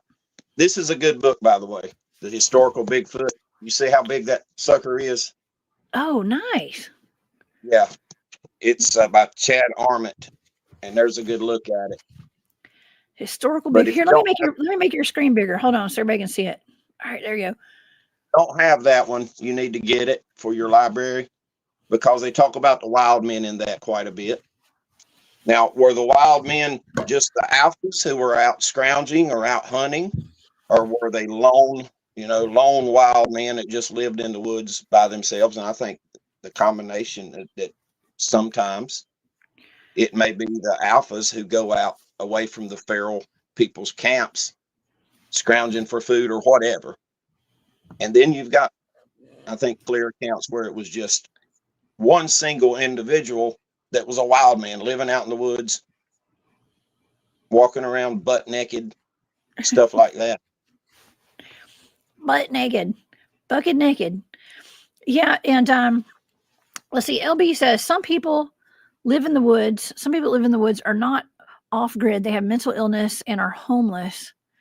It's sad, but they can also be dangerous if they're not in the right mind. And that's true too, especially in this day and age. We have a big homeless population, and You know, we've covered that before. Like in the big cities, I was just watching something the other day where they're talking about how the homeless populations have been really at risk of like going missing lately, and it's almost like there's an assumption that maybe cryptids are taking them, or a lot of them are actually, they say they're being kidnapped and used for like, you know, rituals and things like that, unfortunately. But that's a whole other show, a whole other topic right there, of course. But yeah, a lot of people, you know, like that abandoned camp. I'd mentioned an abandoned camp out in Talladega, that hunt camp that we were at, where we had that Dogman activity out there. There was a camp that had been abandoned, and it almost looked as though the feeling that we were getting from this abandoned camp was that what I was picking up on was like maybe it seemed as though maybe somebody had lost their home and they had to go live out in the woods for a little while or something, because they set it up like a house. It was like a homeless camp is what it felt like to us out there. But it also seemed like maybe somebody had been run off in the middle of the night. And with all that Dogman and Bigfoot activity out there, I mean, on Sunday morning, there were huge footprints all around where that abandoned camp was. I mean, big, we're talking about over 20-inch footprints around it. We have pictures of that we showed on, I've showed them on a couple of my shows. But yeah, I don't know. There's just a whole lot of different things going on out in the woods, y'all. Okay. And people are all out there for different reasons. I don't want this to scare the audience too, y'all. Okay. Don't let us scare you with all this talk of all these feral people and the Bigfoots and the Dogmen. Please go enjoy our national parks. Right, Jerry? It's like, I don't know. Yep. What happens in the Appalachians stays in the Appalachians, though, right? You guys have a lot of secrets, Jerry. And I had Robert Effler on the show, and I remember asking him, I was like, what are there things that, like, you know, you don't talk about? And he wouldn't answer. He just kind of sat there, and I was like, okay, well, maybe I shouldn't ask that. For people who live in the Appalachians, there's some things you just don't go poking around about, right? Right. And yeah. There are people to this day that's kind of they have a problem with me because I breached the code of silence thing. Uh-oh. As I've talked, the way that it happened was like this. We had my first counter when we actually saw one, and the bug bit me that night in August 2017. That's when I started reading everything that I could read, finding all the documentaries I could find, everything. And I worked up the moxie, the courage to finally try to talk to some people who had, and it was just a handful of people who I got to know, build a rapport with. But people, the rule is, especially with the old timers, is you don't talk about these things. And I've had people to tell me that they didn't like it, that I was talking about our weird things that go on, ghosts, black-eyed children, Bigfoot.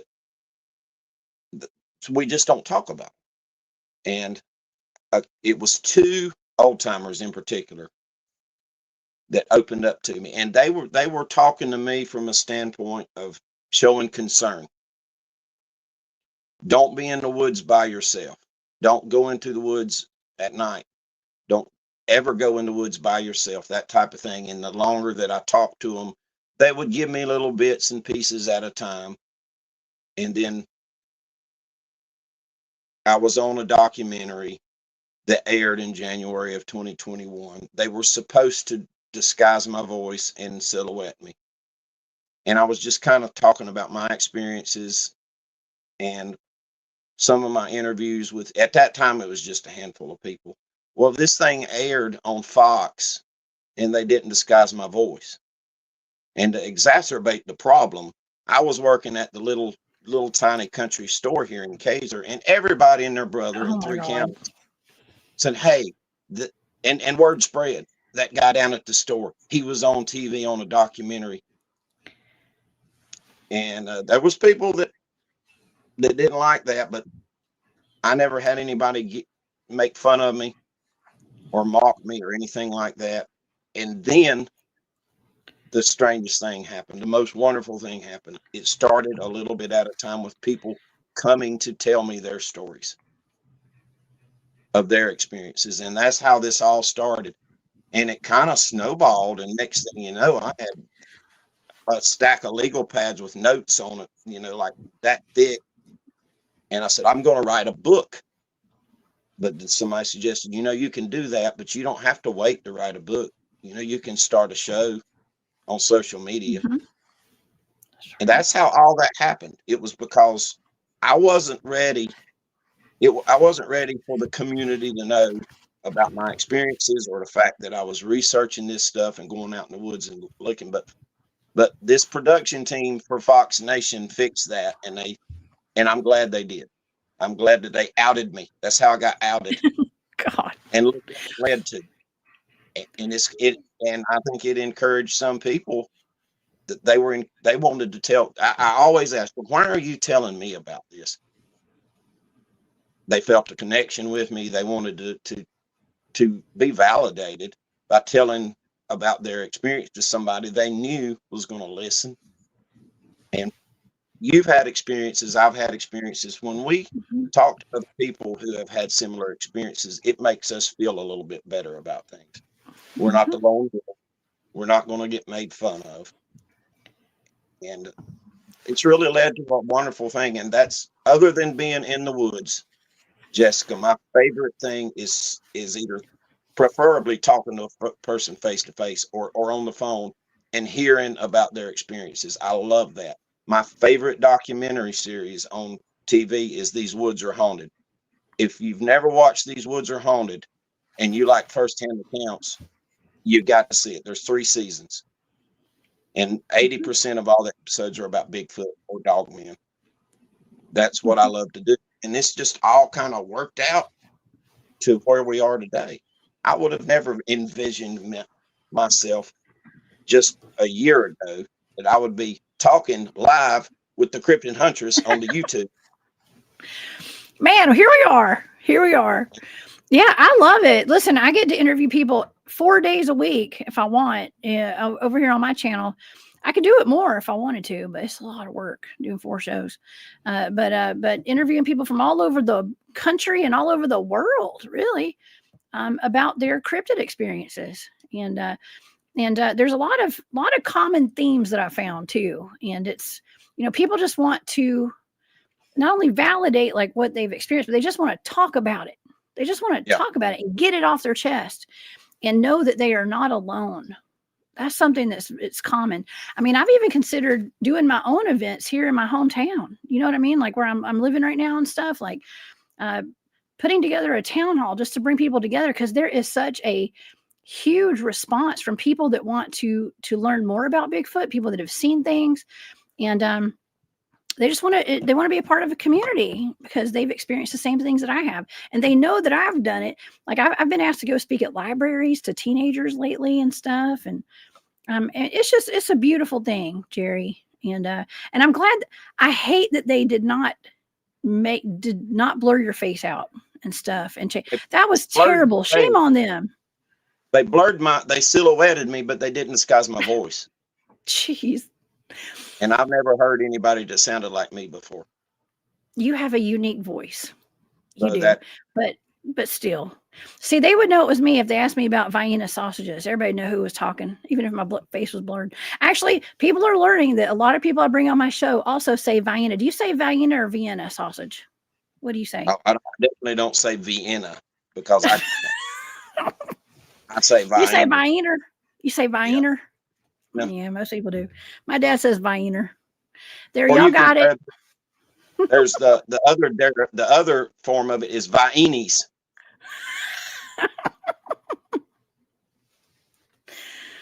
I hadn't said Viennies, but I like that. That's like something you'd get in like pork and beans, like the little sausages, like the little Vienners. Yeah, exactly. They're tiny. They're tiny ones. Yeah. Okay. But anyways, I know. My audience likes hearing Vienna, I think. Okay. Because there are people who can relate. My dad, I grew up hearing about Vienners and stuff. And I thought I was saying it the right way by saying Vienna.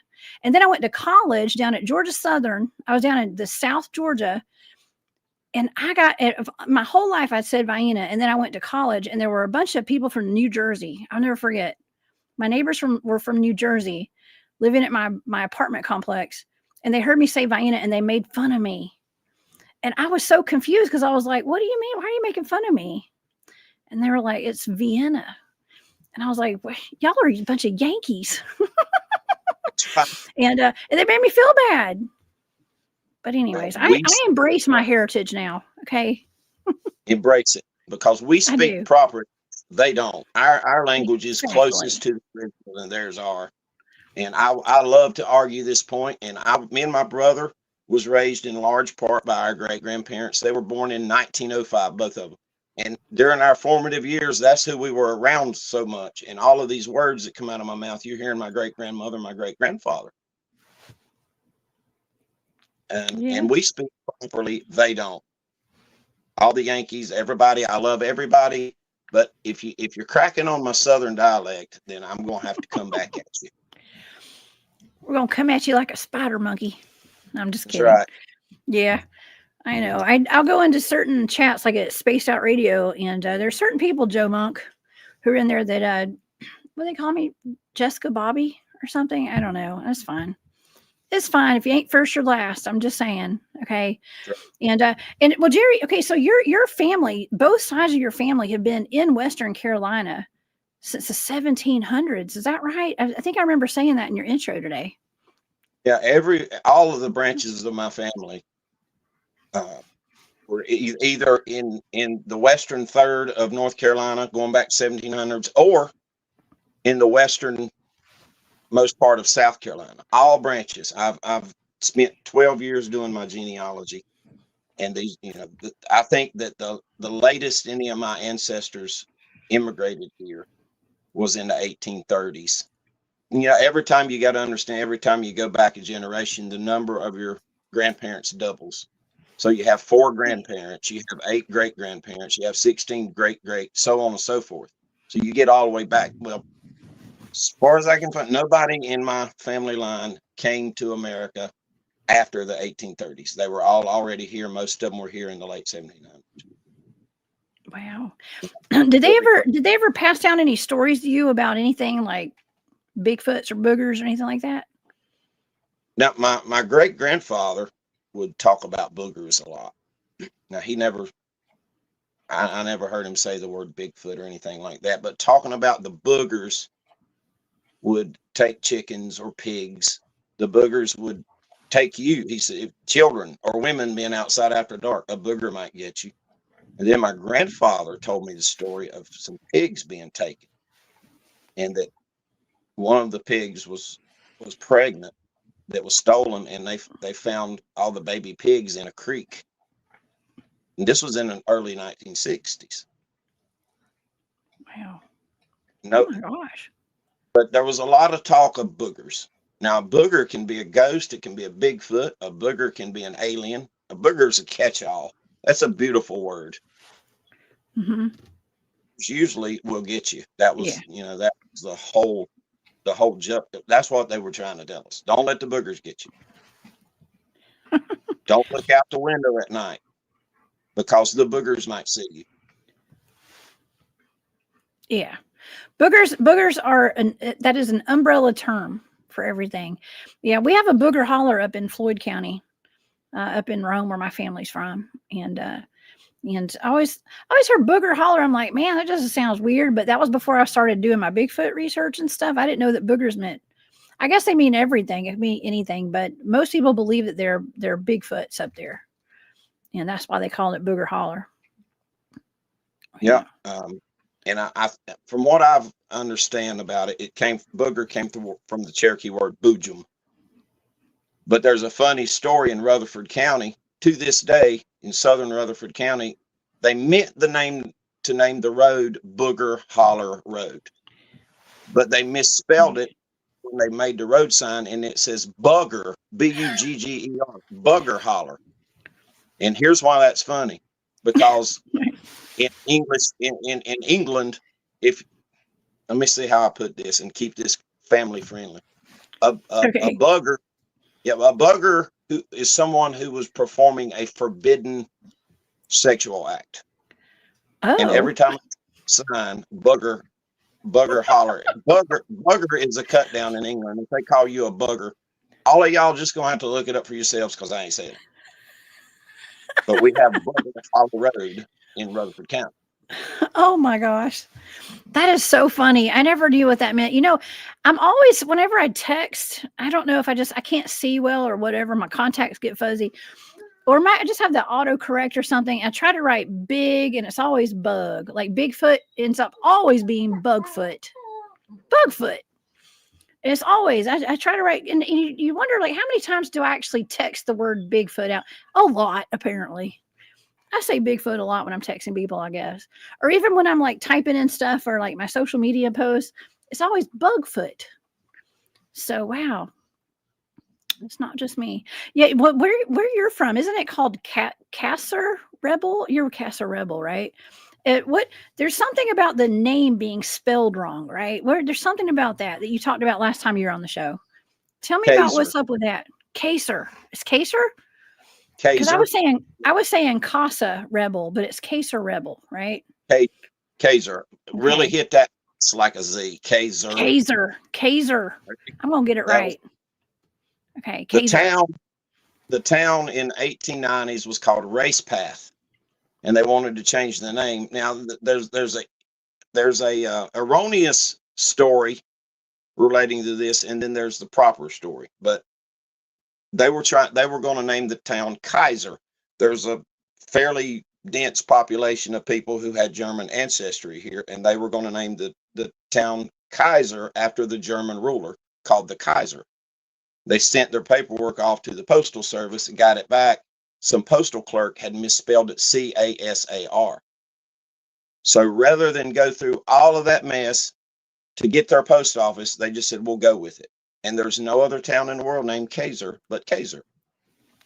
Kaser. It's almost like no rhyme or reason other than it was a typo, a misspelling. Kaser. Clerk. Yep. Yeah. Some postal just they got it wrong, and the town said, we're just gonna go with it. Oh, screw it. Let's just go with Kaser. Okay. I always want to say Casa when I see it. I want to say Casa, but it's Kaser. Kaser. Well, you know how long it took me to get the word Honubi down right? That's Honobia, Oklahoma. They pronounce it Honubi. And that's another one of those, I pronounce everything wrong, apparently. And it's funny because I have such a public platform where I have to pronounce words that I don't know how to pronounce half the time. Okay. So that's why I think I really, embrace Vienna so much, stuff like that. So people know I just don't pronounce things the right way. Okay. And when I say it, I don't pronounce it the right way. I just mean like not like everybody else. So, and that's okay. That's okay. Yeah. Oh man. Well, Jerry, this has been an awesome show. This has been an awesome show tonight. What do you have coming up? I know you're probably going to be out in the woods some more. What is your typical weekend like? Do you get out in the woods and go Bigfooting pretty often?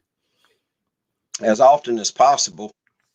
Todd and I, my Todd Landers, who was in the chat earlier, he and I went out and did another nighttime investigation at a place very close to here. The owners of the property reported the wildlife stopped coming in. And so we went out and looked around, and I found some partial prints, and then we did a nighttime, and for the first time ever, I heard rock clacking, where they're picking up the rocks down at the river and beating them together. Mm-hmm. This past time, we had clear movement around us. We didn't see anything, but they'll often come in close enough you can hear them, but you're not going to see them. So that's an ongoing investigation. The lady got a picture of one of them looking at them from the woods one evening, and that one, I'm going to hit that one this week during the day, and just one day this week, and just go look around again. Then we've got several research areas up in the mountains closer to Tim that we're wanting to pay a lot of attention to. I've got to plan this trip, hopefully in the spring, to go down to the eastern end of North Carolina, down near the swampy areas, near the Croatan National Forest, to go to Robert and Angie's place to do an investigation there. That's going to be great. Wait, You Robert never and know. Angie. You're talking about Robert and Angie that were with Pat and Joe that had that video of the LBL? No, Robert, this is different. Just different ones? This Okay. Oh, the ones that you did the report on. Okay. yeah. I was thinking of Bud. Oh, I'm thinking of Bud and Angie. Never mind. Sorry. Yeah. So I think it is Robert. I hopefully go down in the spring. I hope to take the NCI guys. I hope Bob and White might be able to go, and we can all go down there in a big group, because it's a rather large piece of property and they've had a lot happen over the years. That's big on the horizon. We're wanting to do an expedition into the South Mountains. We need 2 teams. We need to do daytime and nighttime investigation. But during the weekend, I try to at least go walk down in the woods below on my property down in the creek bottom, because there's a lot of activity down there. We've gotten a lot of activity recorded on a game camera that my friend has down there. A lot of vocalizations. Mm-hmm. And there's January 31st. You remember what's happening January 31st? Oh yeah, we're going to be, y'all, we're both going to be, me and Jerry are going to be is that Glendale, Alabama, I think it's at a theater, if I'm not mistaken, at the premiere of The Vanished with Greg Ogles and his film, Relics Films. I have a little cameo in there during that. And it's going to be like it's kind of like a Bigfoot event or some kind of event. It's like, we're going to be giving presentations. It's kind of like a conference, right, Jerry? Yeah. Yep. Yeah. But you're presenting? Premiere. Yeah, I'm going to speak. Yeah. That's going to be fun. Y'all get some tickets. You go to Eventbrite for that. I think it's on my website. If y'all want to go to the cryptidhuntress.com, go down to my calendar of events. It's at the very bottom of my website. And there's a website that you can click on right there and get your tickets to that. You got to get tickets, y'all. And it may sell out. I don't know. It might sell out. We'll see. I don't know. So get your tickets if y'all want to come to that. It's going to be fun. It'll be fun hanging out with everybody and seeing that movie. I can't wait to see it. It's a great documentary.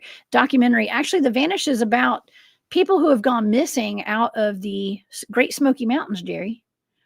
And that is pretty terrifying. There are one of the largest clusters of missing people out of the David Paulides missing 411 groups is right there in the Smoky Mountains. That's scary. That's right there where you live. We have plenty of missing people all over Western North Carolina, to include right here in the foothills on into the big mountains up there in Cades Cove. And I want to know what's happening to all these people. What do you think's happening to those people? Where do you think they're going? I believe the ones that, like the typical case David Paulides talks about, where there's just hardly any evidence, the typical case, not all of them. This is a broad umbrella of occurrences, but I think a lot of them have been feral people snatching folks. I think some of them were cryptids snatching them, whether it was Bigfoot or Dogman snatching them for whatever the purposes was. And then there is the biggest answer of all. A lot of them are just mean, evil people that has the opportunity to overtake somebody, and it's a mixture of all of that. Mm-hmm. And it just happens it happens in the bigger wilderness areas, like the Smoky Mountains and Yosemite, but it's a combination of things. There's not just one answer. That's right. There's never just one answer, y'all. I don't think, Jerry. I think that I agree with you. I think it's a whole bunch of different things going on. We do have a massive human trafficking issue all across the world. And with all the underground tunnels and I don't know, a lot of underground stuff going on, backwoods cults, satanic cults, feral people, cryptids. I think cryptids probably account for a very tiny percentage of these people that are going missing, but there's a little percentage. I'm not going to say it's zero, but I think it's humans taking these people. I think I agree with you. The cases are just humans, because there's some evil people on this planet. Yeah. Some of them look human, but they're not. I don't know. Maybe they're like, I don't want to say reptilian, people get mad. They get very sensitive. They're like, not all reptilians are bad. I didn't say that. Okay. But it could be. And, David Paulides even connected it to like UFOs. Yeah. He made a whole documentary. That's an excellent documentary. Yeah. If you hadn't seen it. Mm-hmm. Missing 411 UFO connection. Is that what it's called, Jessica? Yes, it is. Yeah. Missing 411, the UFO connection, I think. Excellent. Yeah. It's a great documentary. Yes. It's really wild because like, I'll just turn on YouTube sometimes and that documentary comes up almost every time I turn on YouTube. And I know that I've seen it before. It's like when I turn on YouTube on my TV. Okay. And I know I've watched it before, but it comes up all the time. Every time I turn on my YouTube, that documentary is there. So I watch it. I really do actually watch that pretty often. It'll just come on and I'll be like doing some work around the house and stuff. And that documentary will be on. I think it's important that everybody does watch that. It's important to watch that one. And it's important to watch the one before it, which was called Missing 411, The Hunted. Mm-hmm. Yes. Because that documentary opened my eyes to some things as well. Mm-hmm. Yeah. We have a lot of hunters in the chat tonight. I know y'all are out there and people who are listening tonight. And I can't tell you the number of cases that I have been given as blind coordinate remote viewing targets of hunters that have been either have gone missing or unfortunately were like mauled to death by something. And there's seemingly a cover-up of some kind. So yeah, it's important that people talk about this stuff. And I do bring it up with all my presentations that I do all across the country. I always bring up the missing persons in our national parks and stuff because, a lot of us have kids. We like to take our kids out in the woods and it's better just to know, don't live in fear, but just know what's out there. And be educated. Mm-hmm. Educate yourself on things so that you'll be aware. Yes. But don't be all the time. That's right. Yeah. Well, and if you want to come see what's going on in the Smoky Mountains and some cases that we covered in this movie, this documentary, come see us in Alabama and in Glendale. And it's on January the 31st. I think that's on a Saturday. It starts at 10 o'clock in the morning, Central Time. That's 11 o'clock my time. But 10 o'clock Central Time. And it's an all-day event. So y'all come see us at that. And Jerry, thank you so much for being here. Where can everybody find you? Tell everybody about your YouTube channel, your TikTok, anything you got, and your team, stuff like that. Okay. Talk about. Be sure, and I'm on two teams. I'm on NCI, and then I'm also Sasquatch Recon, formerly known as Dirty Sasquatch. And you can check us out on the NCI show twice a week on Channel 12 TV network, which is a streaming service. You'll find that on your Roku and Chromecast and all those other things. And then Sasquatch Recon on YouTube. Bob has done a bang up job doing that channel. And he gave me a couple episodes where I talked about a white booger, a gray or white booger that I filmed. Sasquatch Recon on YouTube. My channel on YouTube is Rebels Dark Tales of Appalachia. And my TikTok channel is J.R. Millwood at Kaiser Rebel. Okay. I just put your handle on there. So Kaiser Rebel. I will always remember now. It sounds like it has a Z in it. So Kaiser Rebel. Rebel. Not Casa Rebel, like I was saying. Rebel. Yeah. That's my nickname, by the way. That's how I wound up with that. My nickname is Rebel. I like that. That's cool. You have a big old following over there on TikTok too. And it's really fun listening to your stories of your local legends and stuff. I love hearing local reports, the things that you're putting out there. I think it's great. You are a wonderful storyteller too. Okay. So, y'all please go over there and give him a follow. Okay. And also and Channel 12. So that is a streaming service. So like if you have a Roku TV, you just go look for the app. Is that how that works? Yeah, you can go to Channel 12 TV, put in Channel 12 TV network, and the internet will take you to the site and explain it. We're on Facebook, Also have the website, Channel 12 TV Network website, and it'll show, we have the NCI show, several paranormal shows, and then I have my own show on there called Truth, Justice, and Sarcasm, where they just let me get on there and say what I want to say. And sometimes it ain't pretty. But we got right now Christmas movies, we got cartoons, gosh, just a whole bunch of different shows. And it's kind of a well-kept secret right now, but we're hoping to break out of that. It's a pretty cool little channel. Mm-hmm. I love no that. Content. That's hilarious. I bet that's fun. And I got to come on Channel 12 with y'all one night. You did? Were you there? You were there, right? I know Robert was there, and yeah, and George and everybody. That was fun. That was a good time. Y'all are good people, man. You need to come back again, right? I'll come back. I'll come back anytime. Y'all just holler at me. Just holler at me. I'll be over here eating my Vienna sausages and just chilling. Y'all just call me, okay? Just kidding. Oh my gosh, yes. And please tell all the guys I said hello. All the NCI team. I just love those guys. I got to see y'all at a lot of the conferences and stuff like that, and we always have a good time. We do. Great bunch of guys. I am blessed with all my associates that I have. They're all like my brothers and my sisters. Oh yeah. Oh yeah. Well, I'll be seeing you in January. I'll see you in January at that event. And please be safe out there, and take care of all them dogs you got over there. And yeah. I don't know. I just love it. And please come back and see me. We've already got requests in the chat tonight for you to please come back soon. Okay. Please come back. You say when, and I'll bend over backwards to make it happen, because I love it. Okay, we'll plan on it. Of course. Hey, you're welcome anytime. I know, right? Well, we'll make it 3 soon. Okay. And so yeah, and hopefully we'll see out. Maybe we'll get some Woods times in sometime. We'll get Harley together and all the other guys, and we'll go out and we'll do some Bigfoot together sometime. Okay. That'll be awesome. Dogman investigating and all that. That sounds fun. I can't wait to get back out in the woods myself.